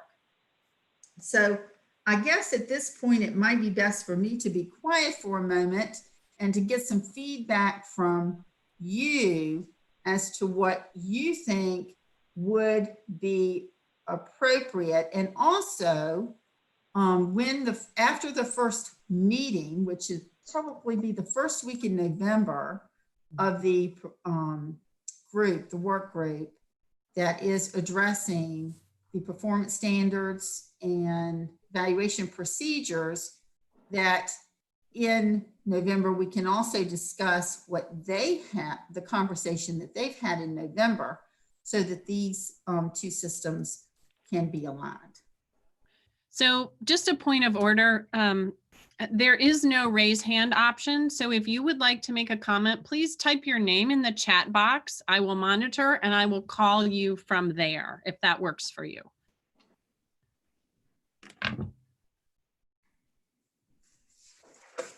Jennifer Andrews, would you like to go first, please? Sure. So looking at these proposed things, and this kind of relates to what Patty just said, let's say that somebody already has a 10-year license. They got it when it was first available, and they already have 270 points. So one of the things that's listed on the document is that at least 1/2 of the 270 points should be earned in the first 5 years. That would also follow that may be, so basically, I think the idea of that sentence is that instead of getting all of your points like all at once or within the first year or two, that you spread out your professional development throughout the 10 years. And I mean, I can certainly see the value of that. things have changed quite a bit in the last 10 years for education. So if I had a 10-year license that started 10 years ago and I got all my 270 points, you know, let's say that this was in the past, you know, my skills could be quite out of date by the end of the 10 years. But if I was somebody who already had 270 points and you said, well, you have to get at least X amount in the last 5 years. So that means you have to do, and many of us will have more than 270 points. I would be a little aggravated that I've already met my numerical requirement, but yet you want me to have it distributed across the 10 years. So I only, you know, that's my thought there. And like I said, I can see value in spreading out the professional development throughout the 10 years. But I do know that people with who are taking courses, for instance, they'll get you know, a bunch of credit, I mean, a bunch of hours like all at once instead of, you know, 5 here, 10 there, et cetera. So that's my 2 cents worth right now. And let me just explain to that statement, and maybe it should be reworded, but it does say should be earned. It doesn't say must be earned. So maybe we could, you know, it could say encourage, because it was really more for the reason, the big reason that people wait, some people, many teachers have already met their renewal requirements. You know, it's just amazing how many professional development points that some people earn, you know, up in the thousands. Mm-hmm. But there are some individuals who are procrastinators and wait until the last minute. And so part of that was out of concern for them to encourage them not to wait till the last minute. You know, it used to be that, and if you still have a 5-year license, you could do this. People sometimes would wait until the very end, and they would take 2 courses online at the very end to renew. But with getting to 70, that's going to be a little harder for somebody to get that done in an early summer session who are going to teach. So that was part of the reason. But I totally understand what you're saying. You don't want to penalize teachers who have done what they're supposed to do. And renewal, I hope that individuals are, and most all teachers do, they do more professional development than 270 Oh, yeah. points, because teachers are so active anyway in professional learning. But maybe we could change that a little bit, because it does say should, but I think it could be very well interpreted that if you didn't have them the first 5, you weren't going to get your license renewed. So good point. Thank you. Thank you. Nancy Bradley.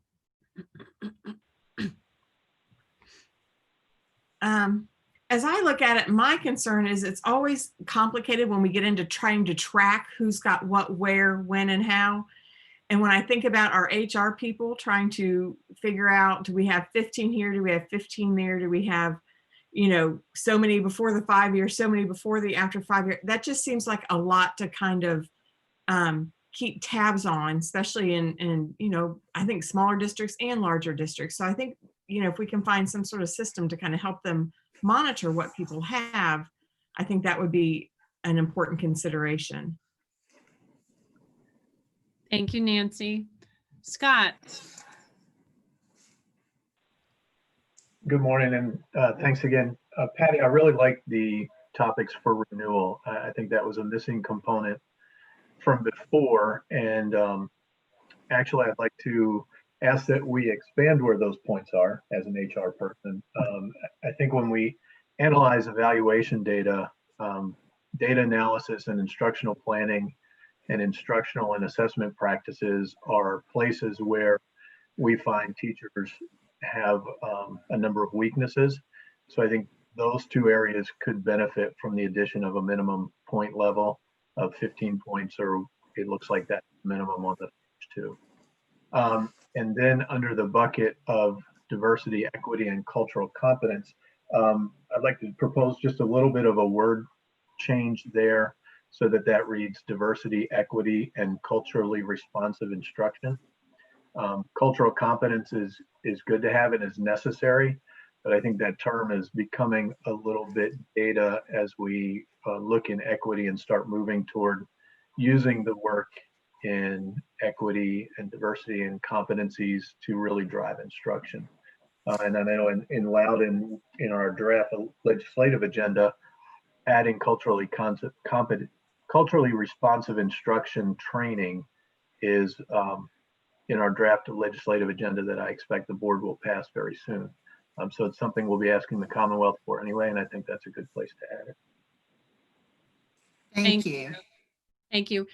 I'll just take a point of privilege. Patty, I thought at one point in the last draft, we talked about anti-racist education as being part of that language. I don't know. We may at some point need to talk about the variety of terms and what we're focusing on. But thank you, Scott, for that. Gary, you are up. Thank you very much. A couple of points. I think Jennifer brought up a very good point about some of the material being way outdated. And this just, if you just take that emotional, social emotional piece right there, that is constantly changing. If you got that training 10 years ago, it has obviously been updated and outdated. And what you got then is outdated based on where we are today. So I think that's a very good point. Should we also consider putting in there a minimum number of research points or licensure points, I guess you would say, a minimum number per year, possibly? Because I know that every school system in the state does some kind of professional development every year. So there's no reason somebody should not be racking up points every year. And that HR tracking, you're right, that is a tremendous responsibility to put on an HR department, especially when you have a smaller system whose HR is also doing 12 other significant, serving 12 other significant roles within the system. I know we had discussed some sort of electronic tracking system where the individual teacher would be responsible for entering that data themselves, and it just keeps track electronically. I'm not sure if we have moved forward with that. I believe there was some issue with funding there, Patty, if I recall, something along those lines. But for somebody to be, this day and time, for somebody to have to manually some sort of paper when you can electronically track something as basic as points for relicensure, that really needs to, I think that would be, it would simplify things. It would make it easier on a lot of different people. The reason I put my name up there was actually, I would like to know if the state has developed a curriculum for the diversity, equity, and cultural competence, because there's a minimum of 15 points required there, as well as for the social, emotional learning, trauma, et cetera, because there's also a minimum of 15 points there. I would like for the state to be able to roll something out to each division that says, this is what we would like included in the diversity and the social emotional curriculum if the school systems individually decide to use those pieces as professional development. I think there needs to be some boundaries, some guidelines, some competencies, and some minimum requirements, but it needs to come from the state, because what system A does may not be in line with what system B does, but they're both getting their 15 points. So I would like to know if the state has considered putting something together to roll out to the divisions.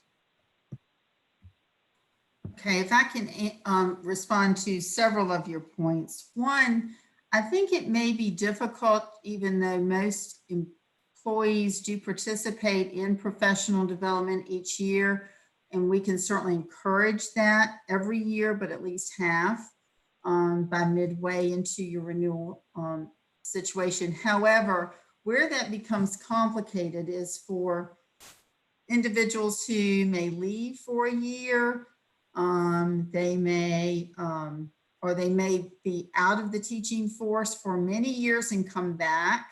We see people who've been out for 10, 20 years, and now they're coming back and asking that their licenses be renewed.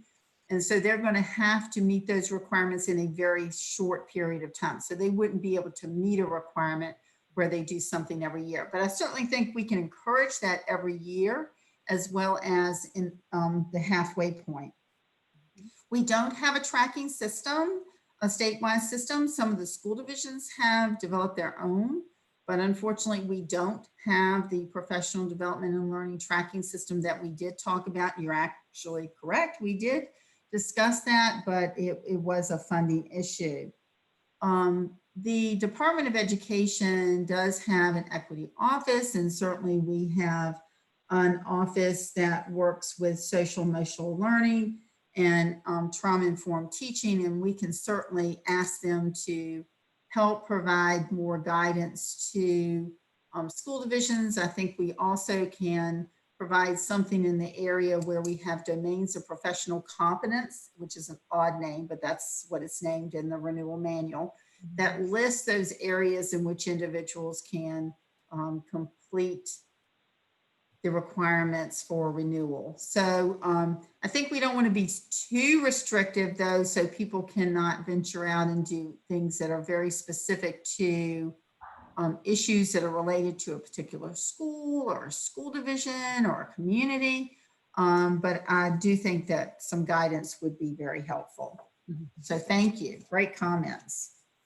Thank you. Tracy Mercier. Thank you, Madam Chair. My thoughts are on the mandatory requirements. Looking at those points, the emergency first aid, CPR, and AED certification and training, that's just 5 points. It's the same amount of points as the dyslexia awareness training, but it requires a lot more time and intensity.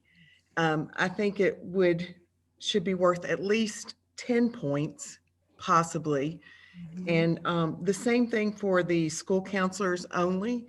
That is some intense training for them as well. I mean, depression, trauma, violence, youth suicide, substance abuse. I think with the time and intensity in that, it should also probably be worth more than 5 points, possibly 10. Thank you. What we can do, Tracy, is I can check with our experts in those areas and ask them, because you're right, there is a difference between or among the amount of time that these take to complete.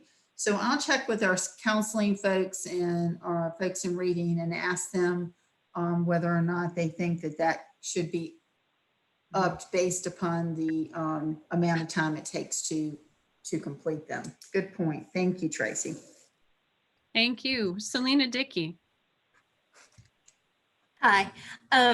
Jennifer spoke to a couple of my concerns earlier, but I kind of just wanted to get a few words in there for the folks who are working full-time and getting their master's degrees.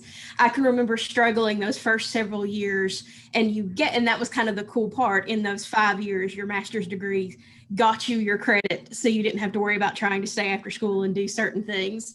So for people in that boat, I can see how they might struggle to do required graduate classes to get advanced degrees or additional endorsements, and also in these different areas. So if the 15 points in the different areas are required, I can see that being a struggle for someone who is in a master's program at the time. That being said, though, I love these topics, and I think they are very, very necessary for today's educators. And a shout out to Dr. Dare. I got to be a part of your breakout session at the Ed Equity virtual conference, and that was such an amazing opportunity to learn more about diversity and more about culturally responsive instruction. So I wanted to give you a shout out and thank you for that too. Thank you, Selena. Andrew, I know you made a comment in the chat. Do you want to make a comment now? You know, I don't know that virtual learning has ever been under as watchful eye and what everybody is struggling with right now. And I think we could easily incorporate that virtual part into instructional and assessment practices, what's already there. But using my crystal ball to see what things are going to look like in the future, we may want to have virtual instruction as a standalone category. Thank you. Thank you, Andy. Thank you. Andrew, Dare, do you want to speak to your comment? No, I think you mentioned it. I was under the same assumption that we had a different name than cultural competence, but you already made that comment. Thank you, though. Okay, thank you. And thanks. Right, we didn't change it. We did have conversation. We didn't change that. We were having a discussion last time, but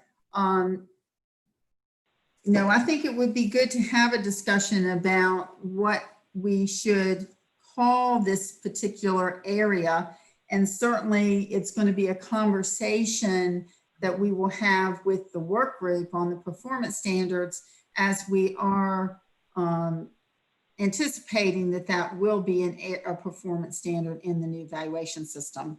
So maybe if we could open that up to have some discussion, either at the end after people comment, Tricia, however you want to do that, but I do think it would be helpful. Okay, thanks. Diane, you're next on the list. Thank you. I wanted to sort of go back to something that Gary Carter and others have talked about, the trauma-informed teaching and it being offered annually or very frequently by school divisions. For non-public educators, we get our professional development in other ways sometimes, since we don't have that school division offering that. We at my school work through the Virginia Association of Independent Schools, and I'm sure they have that available to us, but I'm not sure that all non-public schools, not all non-public schools are independent schools and are part of that association with professional development. So I would appreciate sort of what you mentioned, Patty, that if your office could come out with something like that, with some directives or objectives, or make something available so that other non-public schools who don't have access to the same professional development resources could take advantage of that.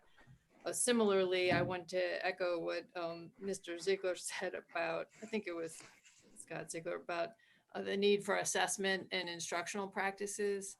And I do professional development, curriculum development. I find that's a constant need for our faculty and new faculty and everything too. So I know it's not a exciting topic sometimes at professional conferences, but I think it's something that all of our teachers could benefit from more of.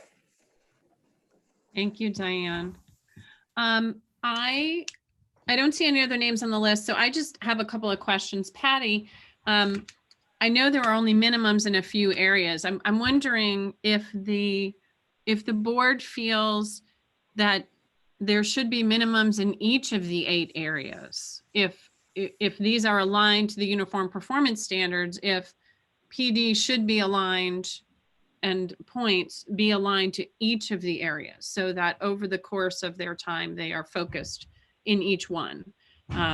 Because if we add minimums to instructional and assessment practices, as well as data analysis and planning, there are only 2 left that don't have minimum requirements.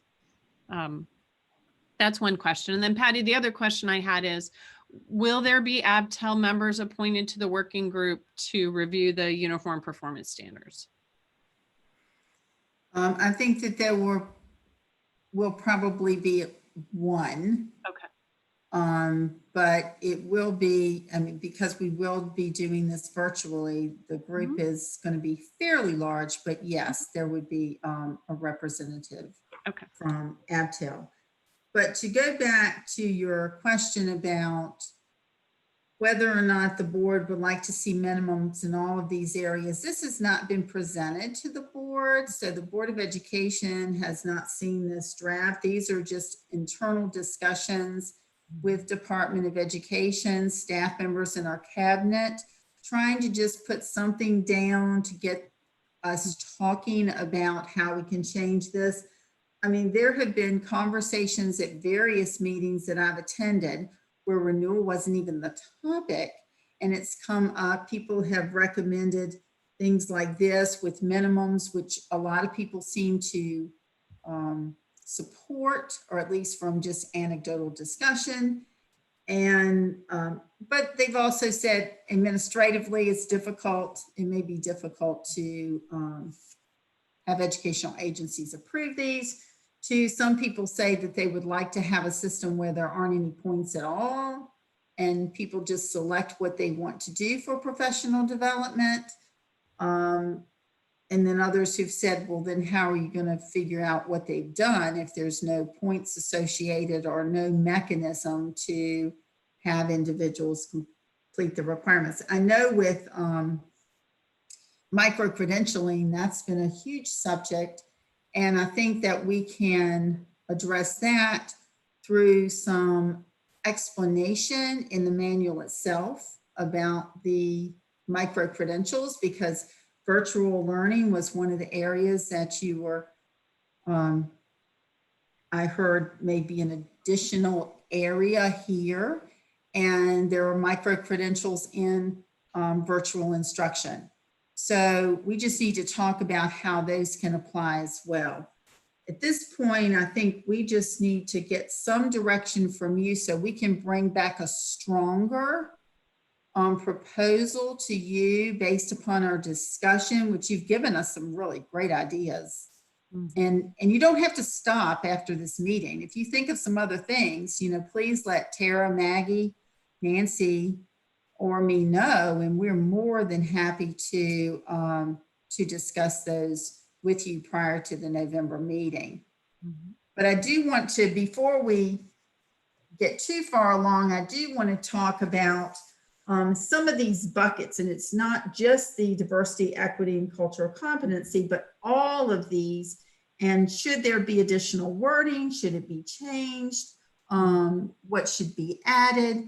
Just give us your thoughts on even the clarity of these particular buckets would be helpful. Maybe we should start with the one on diversity, since that's the one that we have discussed a little bit. So please put your names in the chat box again, but I will say that Tracy has left a comment that in the email that Dr. Dare sent to the committee on June 4th, it was diversity, equity, cultural responsiveness, and competence / anti-racist educator practice. So Andrew, do you want to address that?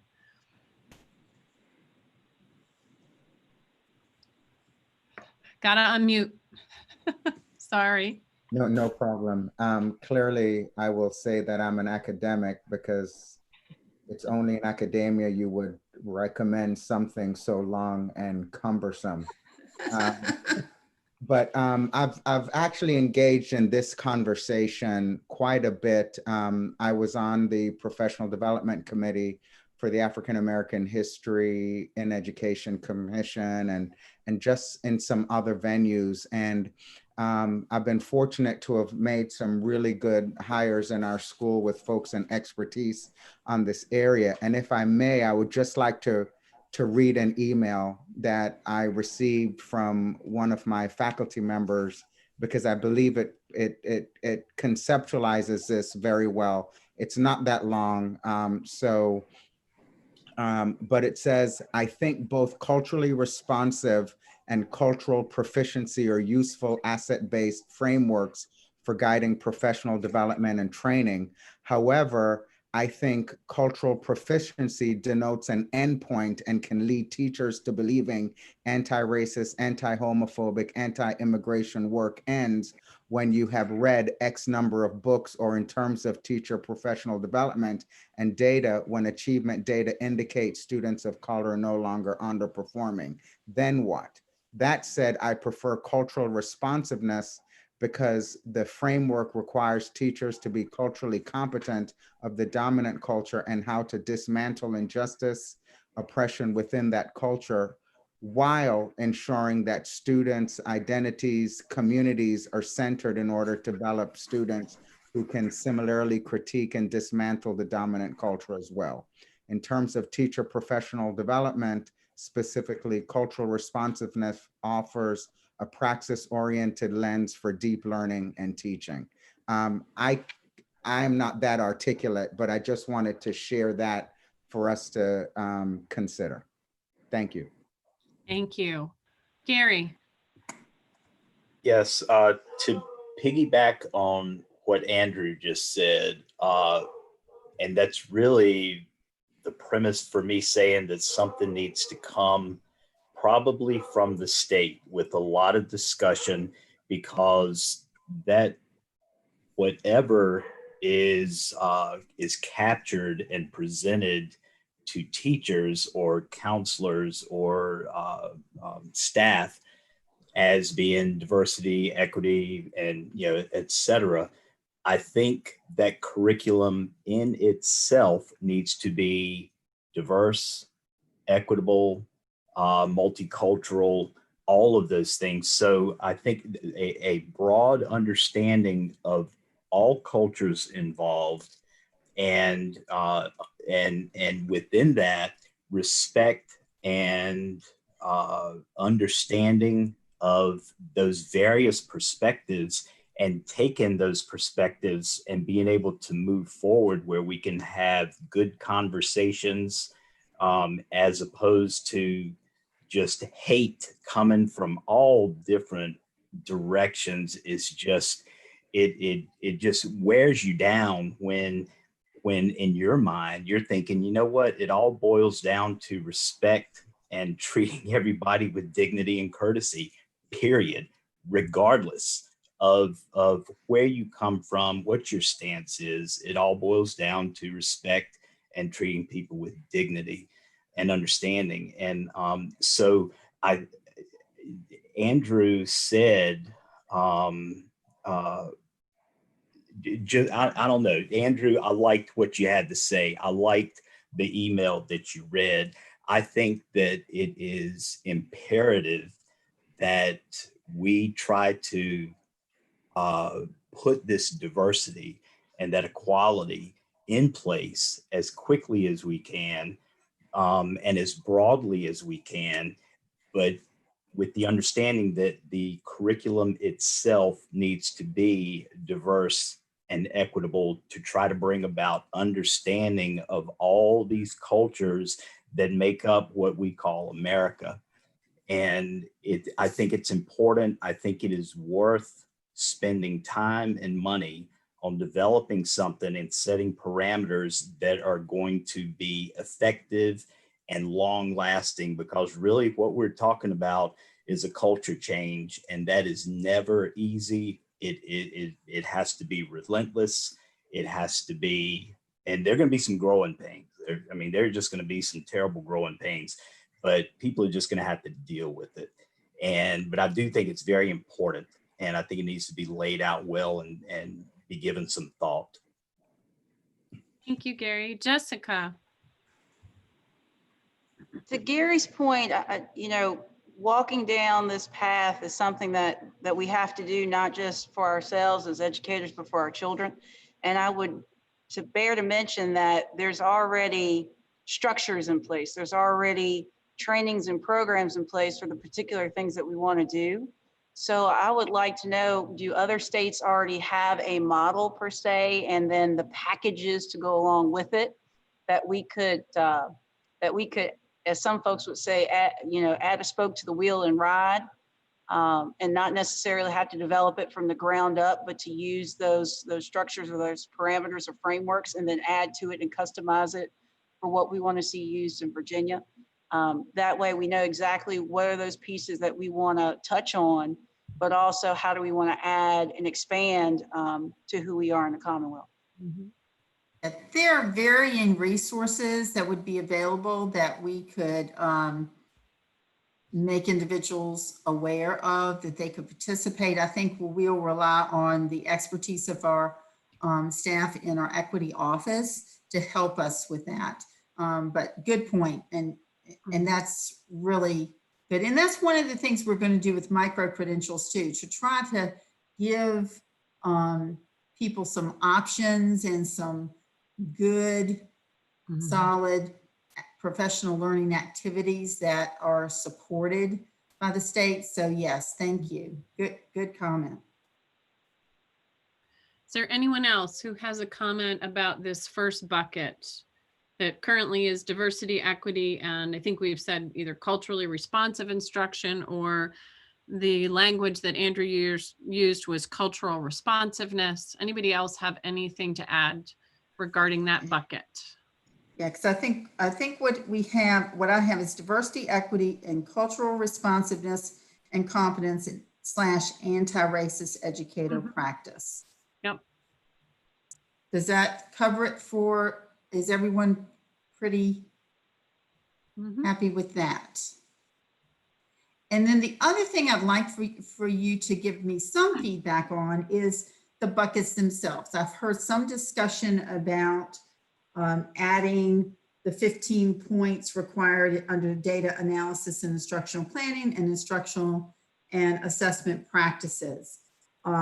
Is 15 points where you think we should land on the other buckets? And certainly the statutory requirements we will look at those a little bit differently because people have to meet different requirements. But if you like the 15 points, and what I'm hearing is adding 15 points to the 2 bottom corners, those boxes. Well, Patty, can I throw something out? If we throw 15 points at some of these and leave the rest of them blank, what we're saying is the ones that we require 15 points for are much more important than any of the others. So Yes. should they all have a minimum of 15 points? That way you're looking at a broad spectrum of development for everybody associated with our business of education. Just an idea, just a thought.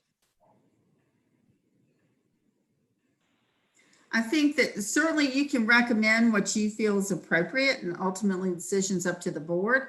I think that the reason initially internally that we were trying to find those activities, I mean, I'm not even sure we need to say for school division professional development that it's 15 points mandatory, because the school division could do that themselves. And many of these buckets really fit into that category. But I think it was to try actually to pinpoint those areas that we felt were extremely important. But you're right. If you put 15 points on some would think that they are the priority. And I think initially it was the one on diversity and social emotional learning, because those seem to be the priorities in the discussion. But you know, it's really up to you all how you want to propose this to the board. So I have 3 more names, Patty, but before we get there, just another question. So when we look at these 8 buckets, 7 of them are very specific to a topic or to the mandatory requirements, which are also topical. But the one that says school division, professional development and learning is very open-ended. And I think that most folks are going to fill the other buckets through their schools. I'm not sure that it fits the way the others do. I personally would be happy with 7. And I think to Andy Cox's point, I think we could fit virtual instruction in with technology, computer science. And I think some of that, I'm not sure why computer science is separated in that way. I mean, maybe we can come up with a different topic, but that's just my take on that one box. It seems to me that almost everyone is going to do something through their schools anyway. And maybe there's something we've missed, or maybe we just leave it all together. All right, next up on my list. You're right. If I could just, you're right. That is really not a topic. It's a way to obtain the points. So yeah, I mean, I think that some would say that is a mechanism to receive the points, but it's certainly not an area in which you will complete the points. It's not a topic area. Yes. Thanks. Tracy Mercier. Okay, thank you, Madam Chair. As a teacher, and I'm looking at this instructional and assessment practices and requiring 15 points, the concern I have there is typically your teachers aren't creating the assessments. They have already been created. So I don't really know how that could be assessed. And I think if you require minimum points for every category, it's going to be a nightmare, like they said, for HR. And it's just going to be difficult, and teachers are going to have more of a hard time. And all of these are going to fit under what, professional development activities mostly? Is that correct? Right. And I think that, you know, you want to give some room for individuals to be able to explore areas which are very specific to them. We know that professional development should be targeted. It should be helpful to the one completing it, so that they're not just taking it to get points, but that is something very specific to them. So one of the things we did talk about was that perhaps in the area of data analysis and instructional planning, I might be a guru in that area. That's my area of expertise, but I have to go and take something else there where I feel where I really need to devote my attention is in the area of diversity and equity, or social emotional learning. That's where I really need additional training. But if you do put, and you know, there are pros and cons to everything, but if you do put hours in there, then I'm going to have to do it, perhaps at the cost of not doing what is more pertinent to my particular needs. Then another possible thing, if they are going to require like a minimum 15 points for, you know, the social emotional learning and the diversity and equity, could those two be placed 15 points under the mandatory statutory requirements? If we're requiring a minimum anyway? Well, they would still need to be separated because the mandatory statutory requirements are a little bit different. Okay. But I see what you're saying, but we could still put them in the mandatory area. I totally agree with you. Yes, because that's what you're really getting at. Right. Let's put the mandatory requirements up front clearly. And then here's where you have more flexibility in making some decisions. So would that be okay, Tracy? Something like that? Yes. Yes, I totally agree, because I think it's confusing this way. I'd like to know, what do I have to do? What's up front? And then here's where you have, you make some choices. Thank you. Thank you. Diane. I'm in agreement with what Tracy was just saying, that, yeah, if it is mandatory, then we probably just need to have an area that is mandatory. So if that includes social and emotional learning and equity issues, then I think that would be best expressed somehow like that. And just as a teacher, I think it would be hard to, especially like if I were 20 years younger and still had kids and we're taking graduate school courses and things like that, it would be hard to check many boxes, even though it might be desirable to check many boxes. So if we fill up all the boxes with points, I think that becomes really cumbersome for somebody who doesn't have a lot of money and time and is trying to achieve this. Now, they do have 10 years. So we're looking at a different scope in terms of you have a lot of time to achieve this. And that's a little bit different than saying you have to do this in this 5-year window. But I do remember back in the day that it was hard to find the specific things that I needed available with both schedule and financing, and trying to get those particular kinds of right. And the administrative part of this, even though that should not be the primary thing you think about. It's what's best for teachers. But if we do think about the fact that if we have a couple of areas that are mandatory, it's not going to be, the pro of that is it's not going to be so burdensome on school divisions to count the points. as it would be if every single bucket has a minimum number of hours.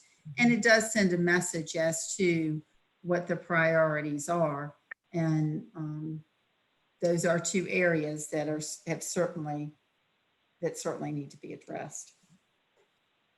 Thank you. Jennifer Andrews. So I totally agree with what Tracy was saying.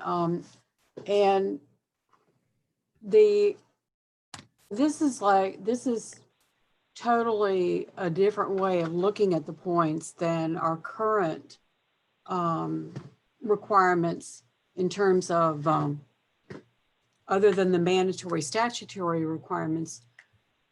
You just have to make sure you get a certain number of points, and they could be from anywhere. We did have this discussion about keeping track of points and a statewide system, et cetera, and how some school divisions, everything's online, there's no paper, but others, that's just not possible. So to have all these different categories for which you must meet, touch professional development, and I think is pretty strenuous. I mean, definitely, I think we need to do the diversity, equity, cultural competence, and then the social emotional learning. Again, those things weren't even talked about 10 years ago, or even 5 for some. And I liked, I think it was Gary that said,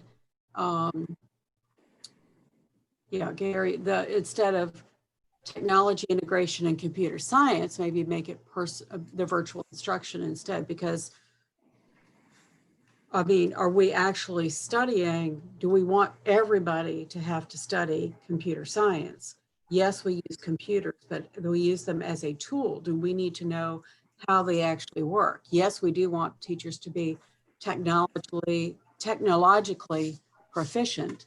And certainly this virtual world that we're in is showing everybody's strengths and weaknesses, and we have the need for a lot of grace. I just think that to try to set out so many different categories in which you must get your professional development, it's going to be more of a, what do I instead of making it professional development that's relevant to your job, to your instruction, to your practice, it's going to be, what do I have to do to check this off? And I think that we want the professional development to be something that's relevant and something that people can grow, be a lifelong learner, and grow within, their professional practice. So that's my 2 cents worth. Good points. Thank you, Jennifer. Before I call in some others, let me just point out that under the red line where it says draft for ABTEL discussion, it does say activities must be earned in one of the 8 options. So the 8 options that currently exist and align to the topics.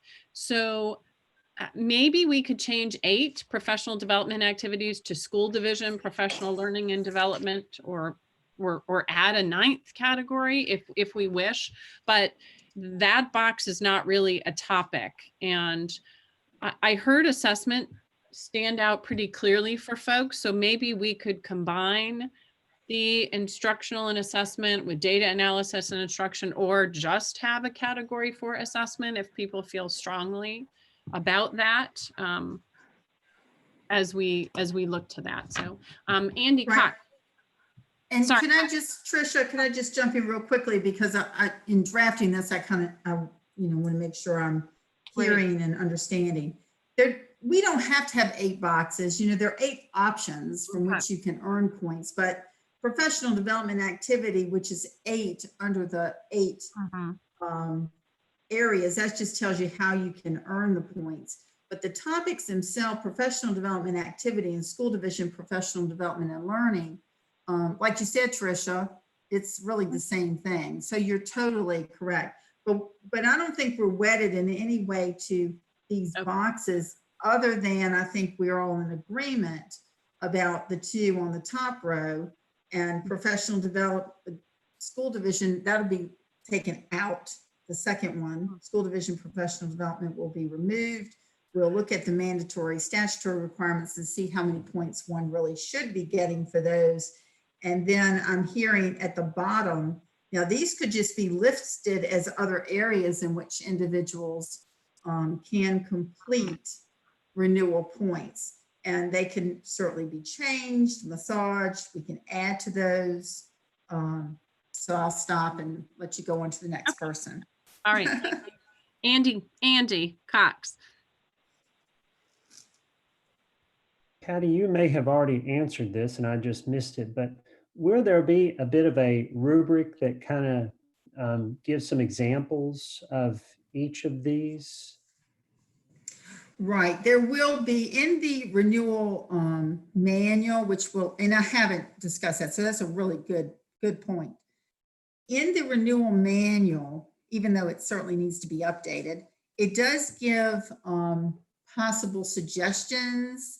For example, under educational project, it lists teaching a course. It gives specific professional conferences, gives examples. So yeah, that's a good point, and that really would have to be updated to better reflect this new system. What I've noticed through the years is people come and I help them with renewing their licenses.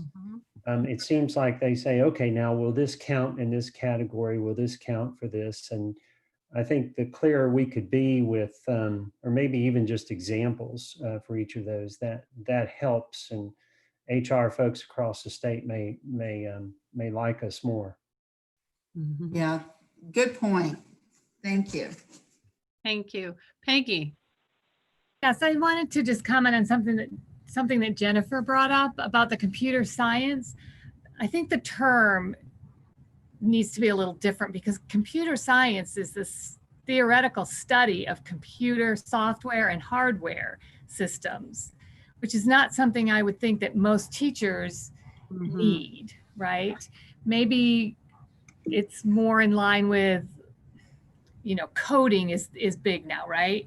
So we want children of all ages to learn about coding, computer coding, and the thought process that goes behind that. So maybe that's just the terminology is not accurate. Well, and I think you're making very good points in that computer science really could fit for a teacher under content knowledge. If I was teaching computer science and I needed to learn another language, then I could do that, and it would be also my content knowledge, because that's what I'm teaching. So I do see your point there. It might be confusing for teachers who are not teaching computer science.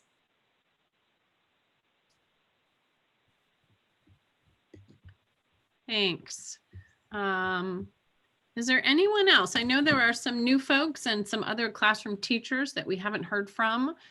Also, we have superintendents and principals. Anybody else who hasn't spoken yet who might like to provide some input? Yes, Tricia, this is Nancy Welch in Matthews. I think what's bothering me, besides the second bucket there, and Patty, I believe you said they were going to take that out, the school division professional development and learning. I think what else is bothering me is that if you get too specific, you pigeonhole our teachers and our professionals, and we don't have an out. And I believe in the current system, the educational project was the out. We use that extensively here in Matthews, not just for a one and done type professional development, but taking the professional development and implementing it into the classroom over a long period of time, where we could document points and hours per point. But I feel that we need something in these areas that will catch the unique. You may have a staff member, and I'm thinking about my teachers, really need very specific training, auto mechanics, from thinking something of that nature that would not apply to the majority, and that educational project route would give us that opportunity to follow that path. But just a thought. Thank you.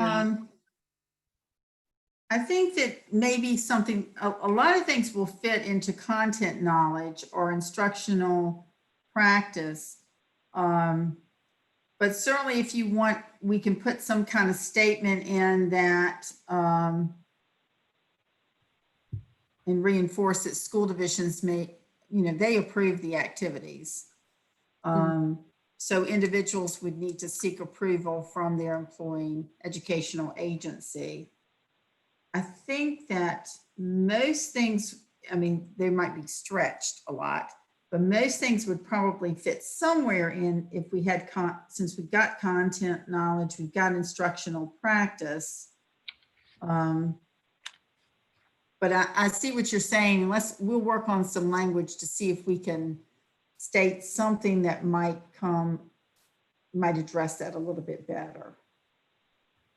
But do you like does everyone, and you can just give me a thumbs up, do you like the 15 points as the minimum for these two buckets? I'm not seeing some thumbs up from some people. Okay, so do some people, Andrew? I do have a concern that, particularly in that area of diversity and equity, when we consider the demographics of our current teaching force, we consider state demographics, that 15% is quite a small percentage for the overall, but I also understand that there's a large number of areas that need to be covered. But I think we could give consideration to increasing that, or even some language where there could be some intersection with that topic in looking at some of the other areas. I'd say it's about 5%, a little bit more, of their total professional development, which to me, for 15 points, it doesn't seem like very much in the grand scheme of things. If we really are serious about teachers committing to this new stuff. So for me, it's not quite enough, but I don't know how others feel about that. I wish I had taken better notes, but I do like the suggestion that was made to list mandatory requirements and then other topics may include, so that it's not so restrictive. Yeah. What would you all suggest? I'll just throw this out. Would you want to go 25 points for each of these? What are your thoughts on that? Gary brought up the idea that if we're going to require this, we need to kind of set out some guidelines for what this looks like. And if we're going to increase the points, I think that makes that even more important, that we say, 25 points to include these following objectives or competencies that need to be made in order, to qualify that for that percentage of points. I'd like to chime in on that. Thank you, Nancy. If a diverse group at the state level does not come together and put something together that says this is what we require for our diversity, equity training, that is going to be left to the individual area. So whichever, to Andrew's point, whichever that dominant culture is in that area, you risk it being heavy in a particular perspective. And I really hate to see that happen. So the only way to avoid that is for something to be rolled out at the state level that says, here is diversity, equity, culture, anti-racism, that kind of thing. That's the only way that you're going to get something out there that where everybody's going to get the same message is if it comes from the state level. That was really my concern and why I brought that up, because I'm just very hesitant when it comes to individual locales putting together their view on diversity.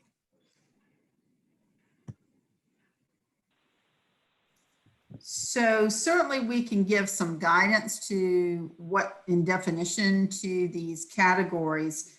I'm hearing some people are okay with 15. Others may want to increase that to 25. Let's just see a poll. If you like 15, just put a 1 up. If I can see, put it right in front of your face, I can see. Or do this. 1 is this, and this is 25. So if you want 15 points, do 1 hand. If you like, this is just a poll, just to see where we need to go with our conversation. And if you like 25 points, do 2 hands. I'm seeing all 2 hands or no hands. Let's see. Oh, wait, there's 1 hand. There's 1. I'm seeing mostly 2 hands, but I see some 1 hand. So why don't we have you speak to that? It looks like 2 hands seems to be the 25, not 2 hands, but the 25 point seems to be the one that most of you would like, but there were a fair number who still want the 15. Do people want to speak to that? So I guess we will say at this point it's 25, and if you'd like to speak to that to go back to 15, let's hear from you all. So someone asked the question, is Peggy asked, is 1 point equivalent to 1 hour? I'll say we're just at about a little over 10%. If we do 25 points, we're a little over 10% of their time over the course of 10 years, which to me does not seem unreasonable. That's and it is 1 point per clock hour generally. That's generally the case. 4 points, unless somebody wrote a book or something else, it's generally 1 point per clock hour. And So Patty, do 20 just for clock hours. clarification, we're not losing the options of like mentor supervision for 135 points or the educational project for 135 points. Those aren't going away, am I right? It's just that we have these other areas. Right, if you want to keep that structure, so that this structure, yes, that, so in other words, it could be that you go to a professional conference on equity and get some of your points there, but you can't go over 60 points for a professional conference. Right. Yes. I assume you wanted to keep that structure. That was my understanding. Yeah, I was thinking back to Nancy Welch's question about the project. And so I thought, I got to looking at that and I thought, I want to make sure we weren't losing what we'd had before. Right. Yes. Good question. Peggy. Rather than saying 15 or 25, could there be a range? So, you know, 20. I think when you get a range, the only problem, and this is just me from working in licensure so long, whatever range you say, like if you say 10 to 15, that means 10 is mandatory. So I think it's almost easier because the ranges get very confusing for people. I do appreciate what you're saying, and I think that for a lot of people that's helpful, but I think for many people, they'll say, well, you give a range, what does that mean? That means the lowest amount of your range is the requirement, because licensure is kind of, and it's not really cut and dry, but regulations, when you start adding points, are pretty much, they're pretty set. So I think it would be easier so we wouldn't have to explain that. But I do see what you're saying, because it helps some people. They like ranges better than a hard, fast number.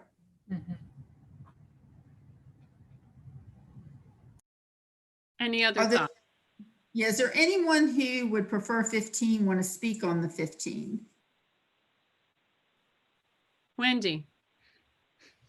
Okay, so my question is just only knowing, for example, with my own school division, my only thought for voting was for the 15, just really looking at the school division, professional development, learning, just not knowing in terms of the bulk of what other divisions offer, the number of offerings that they have each year.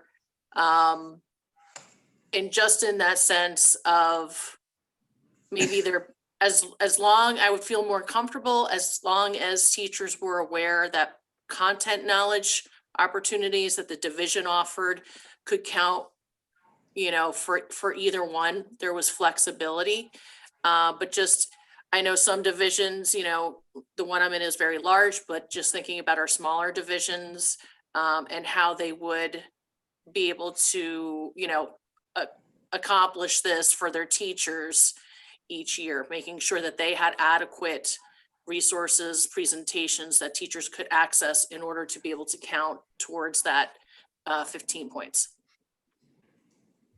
And Andrea, you probably need to help me with this because you sat on the commission, but one of the recommendations, as I understand it, is that that they would like to see teachers take additional coursework in African American history. So can you help us a little bit with that recommendation and what was being required? I know it was talking about for initial licensure, but I believe it was also mentioning renewal. Can you help us a little bit with that? Yes, I actually had the final report pulled up, and I'll put a link. I'll put a link to that final report in the chat. So if folks want to, take a look at that, there is the requirement for a course in African American history for folks to complete in their teacher ed program. And I'm trying to find I'm looking through the report right now, and I'm trying to find the recommendation regarding the professional development, but there is a recommendation regarding that.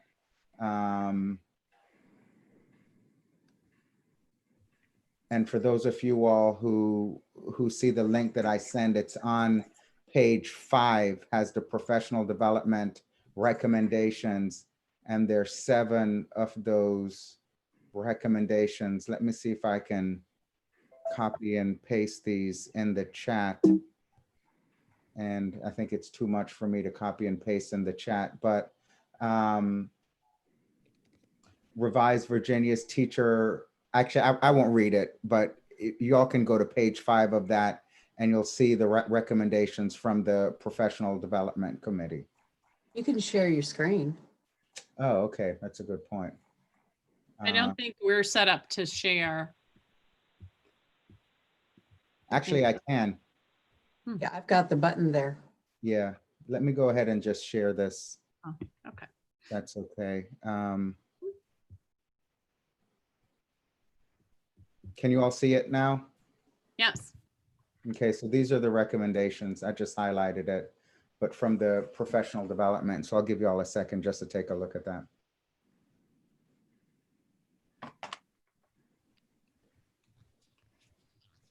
And look at the fourth bullet.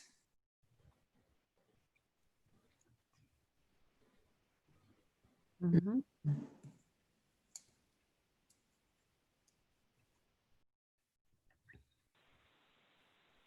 Now, also know that BOE will be discussing this at their next meeting. Patty, I don't know when that meeting's scheduled or if it has already happened. They had a presentation at this past board meeting, but I think with this recommendation, it would be helpful for us to consider that while we're talking here about this recommendation from this commission.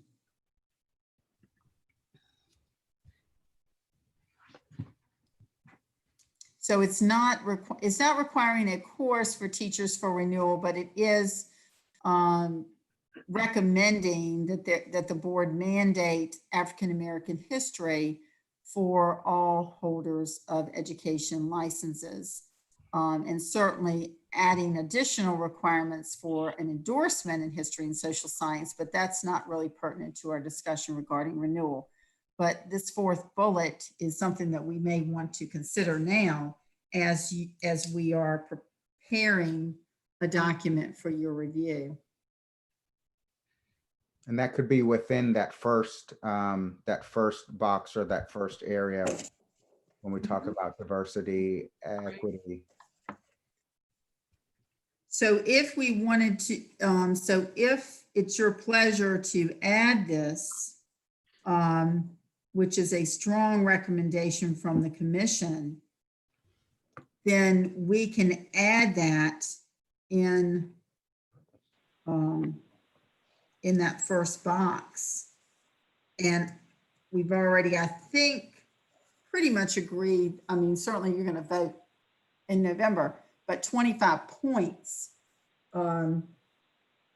So increasing the number is probably even more important because all teachers need to complete African American history. And Patty, do we want to, if you look at the very last bullet there regarding the WHRO course that may be used for graduation, do we want to align the requirement with utilizing that course possibly, or maybe saying that it may be, the requirement may be met by utilizing the same course the students would take? Yeah, and I'll talk to Chris Danya in the department, who is our expert in this area, and she can help me with that as well. But yes.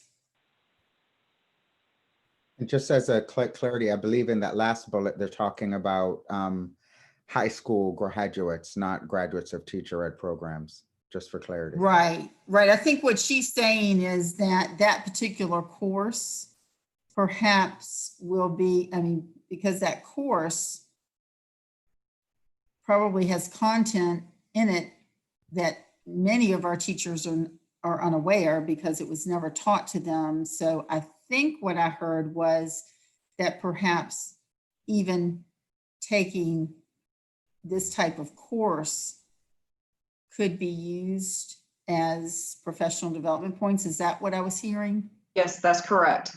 Okay. And just note, that was a rich area of conversation on the commission, was that we're going to be asking teachers to teach content that they never received. So I think that is a good suggestion. Yeah, you're right. Because many of us have not, didn't take a course in African American history. And I think it's wonderful that now students will, once all of this is reviewed, I mean, and the course has actually been developed. So that's really great news. I do have a question there. If it's going to be mandatory, why would it not be something along the lines of multicultural, but to include all cultures represented in the Commonwealth? I think the reason behind that is because a central issue when we look at the data, when we look at the numbers, when we look at the discrepancies in performance and discipline and all of those things, this is an issue where we're talking about African American history and also the misinformation that's provided in the general K-12 curriculum in that area. Okay. Yeah, I hear what you're saying. I'm thinking of the potential unintended consequences because there are a lot of different cultures that are represented, especially if you think up in maybe Northern Virginia, and you've got Asian, Middle Eastern, those kinds of things. And forgive me, I don't mean to throw to be difficult or throw a wrench into anything. I just always think of potential pitfalls, throw them out. And if people decide, you know what, that's not worth the energy to go back and fix, and that's fine. But the way my mind works is what are the unintended consequences? And the unintended consequence that I see would be for some of those other cultures to, ask that question.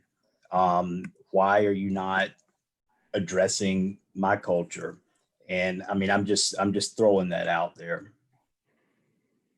And I would also say that the commission recommended in the second bullet that all Virginia educators have to be enrolled in cultural competency professional development by 2022. I'm not real sure how the mechanism of that, but I think that this particular topical area would go beyond just this course. That would just be one of the topics in this particular area that individuals are going to have to do. But it does look like they're recommending cultural competency professional development. Okay, so the way to pull in what Andrew was saying, where that is the African American culture, that history based on right now, that is where some of the larger concerns are. So that would be collective in the fourth bullet, right? And then which one did you say? Yeah, that second bullet. Second one. Yeah, that second one would pull in those other cultures that are represented within the Commonwealth. Is that where that would probably take place? And that way, I think that there is the, that could probably be the piece where you're not, you may be able to squash that unintended consequence right there. So Gary, follow me? I just, and this is probably a very long conversation. I'm happy to chat offline, but what you're really talking about would fit in the bullet of multicultural education, which just for expediency has not served us well. Just talking about the different, here's about Asian Americans and here's, I agree. That doesn't advance anything.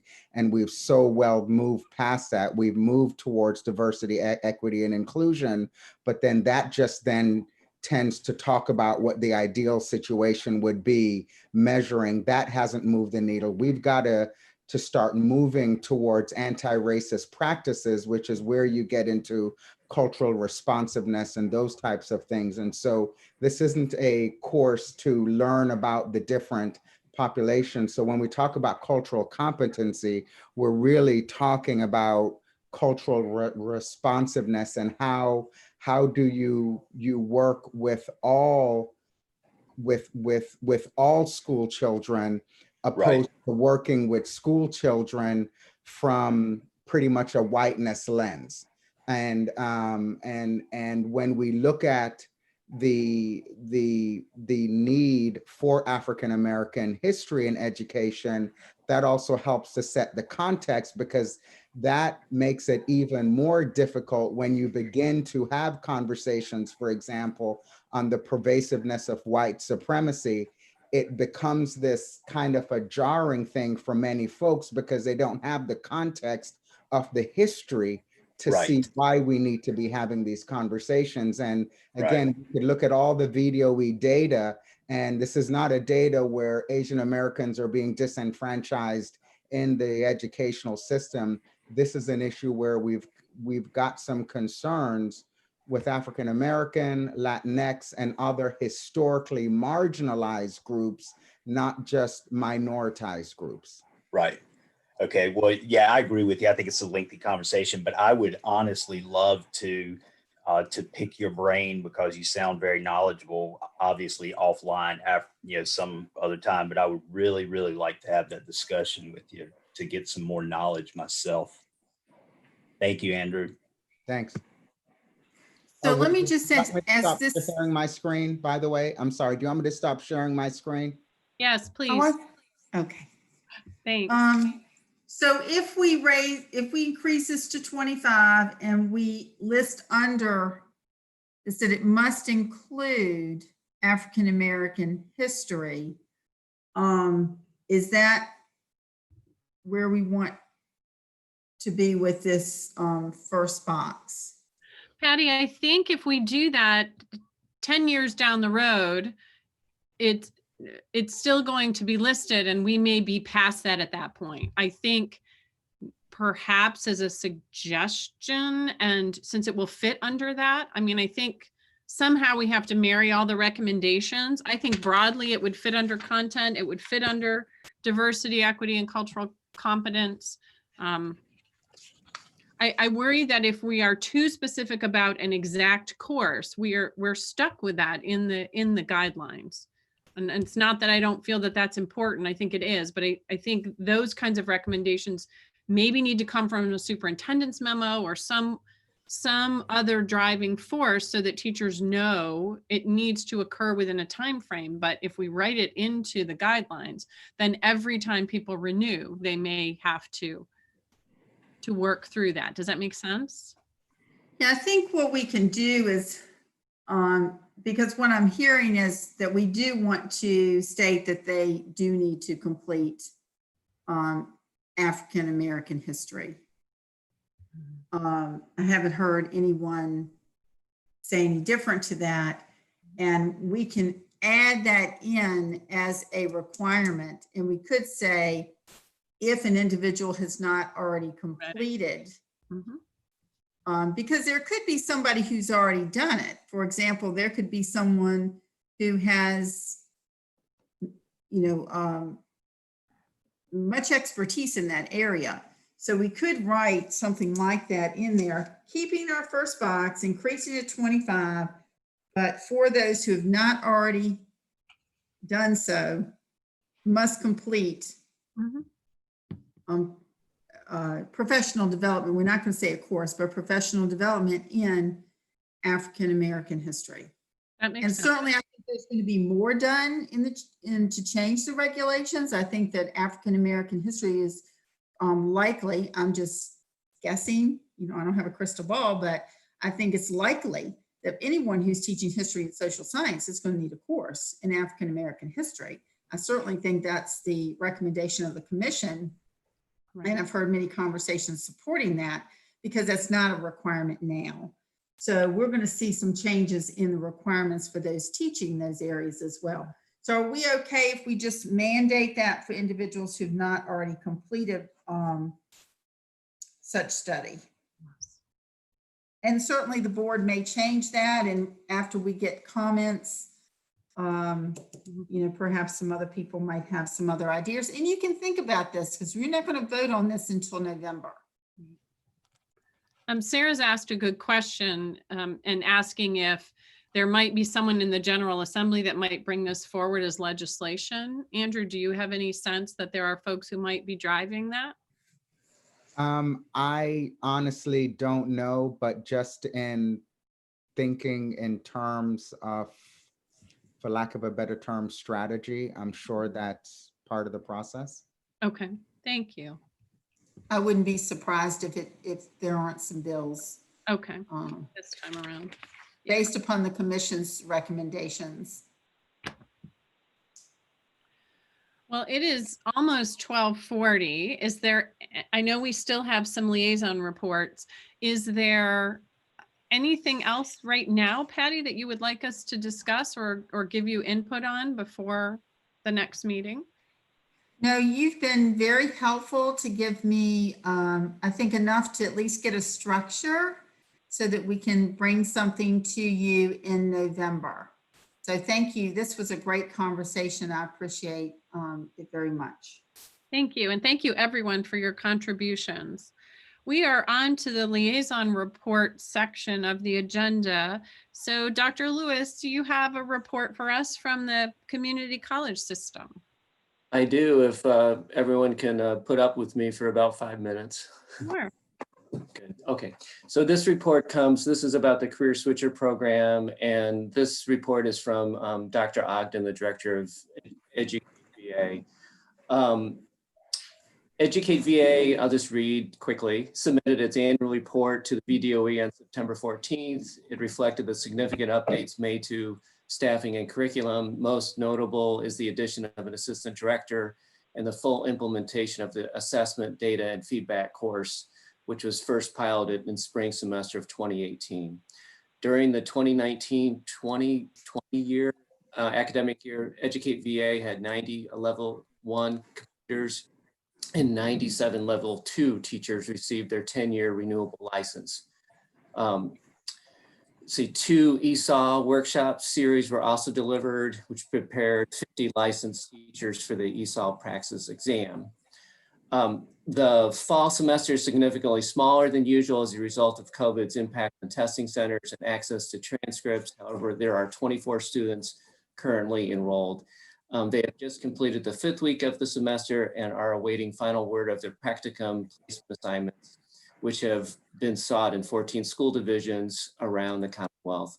Level 2 is getting underway, but there are 67 first-year teachers working in Virginia schools who will receive support from the program. And then just the last thing I was going to say, the application window for the spring semester will open October 16th with a deadline of November 6th. Additional 2 new ESOL workshops have been slated for January to March and will be made available to participants statewide through a virtual classroom. And finally, but not least, Educate VA students continue to have access to workforce grant funding, which reduces program tuition to $1,330. Of the 90 program completers from last year, 83 were eligible for the reduced tuition rate. In the current cohort, 23 of 24 have been able to take advantage. And that concludes my report. Thank you, Dan. Dr. Osei, do you have a report from Chev? No, I don't have a report. Good afternoon. I do wish to make a note, though. Dr. DeFilippo has reached out to the provost to let them know that the sort of special process Chev uses for baccalaureate level education degree programs is open, so to speak. And so he'll be working with the provost about maybe submitting additional proposals from the public institutions for those baccalaureate level education degree programs. Thank you. Patty, do you have a report from the VDOE? Just one item, and Dan, if you could send us, Tara, and to me your update, that would be great. I just wanted to let you know it was announced last week, the end of the week, and Tara, kudos to Tara and her team because they're in charge of Teacher of the Year. But we now have our regional Teachers of the Year. They were announced virtually on Friday. And Sarah Jurowitz, a culinary arts teacher in Chesterfield, is Region 1. Alyssa Smith, a Spanish teacher in Region 2. Kimberly Cannon, she's a U.S. history teacher, Stafford Middle, Region 3. Lisa Rose, 6th grade teacher in Fairfax, is Region 4. Lisa Cooper is a 1st grade teacher in Stanton, Region 5. Anthony Swan, 5th grade teacher at Rocky Mount Elementary in Franklin County, Region 6. Sarah Biggs, which I had the pleasure of being on virtually when she received her announcement, a 1st and 2nd grade reading teacher at High Point Elementary in Washington County, Region 7. And Victoria Sawyers, geometry teacher at Parkview High in Mecklenburg County. So thanks, Tara, for all your work. It was a little different having to do these virtually. We are going to have a virtual Virginia Teacher of the Year program on October 8th. So again, thank you, Tara, for all your work. These are exemplary teachers, and I wanted you to know that they have been announced. There is a press release on the front page of our website. Thank and you. That's all I have. Thank you, Patty. We appreciate that. Before we get to announcements and discussion, I know Tracy wanted to share something. Thank you, Madam Chair. I wanted to publicly thank Dr. Dare for his webinar, Becoming an Anti-Racist Education Leader. It was the most comprehensive, powerful, and enlightening webinar I have experienced. It changed the way I view everything, and it inspired me to research our hidden history. If you weren't able to participate, I highly encourage you to view it. It was phenomenal. I thank you, Dr. Dare, for your passion, your excellent delivery of the content, and your hard work. Thank you, sir. Wow, Tracy, thank you so much. I appreciate that. Thank you, Tracy. Before we entertain a motion to adjourn, are there any other announcements or discussion? Hearing none, is there a motion to adjourn? So moved. Scott Ziegler. Thank you, Scott. Is there a second? Second, Second, Jennifer Nancy Brown. Andrews. Thank you all. Do I need to take an individual vote, Patty, or? I think we're okay on this one. We can just all raise your hand and just put a thumbs up if you're good with the journey.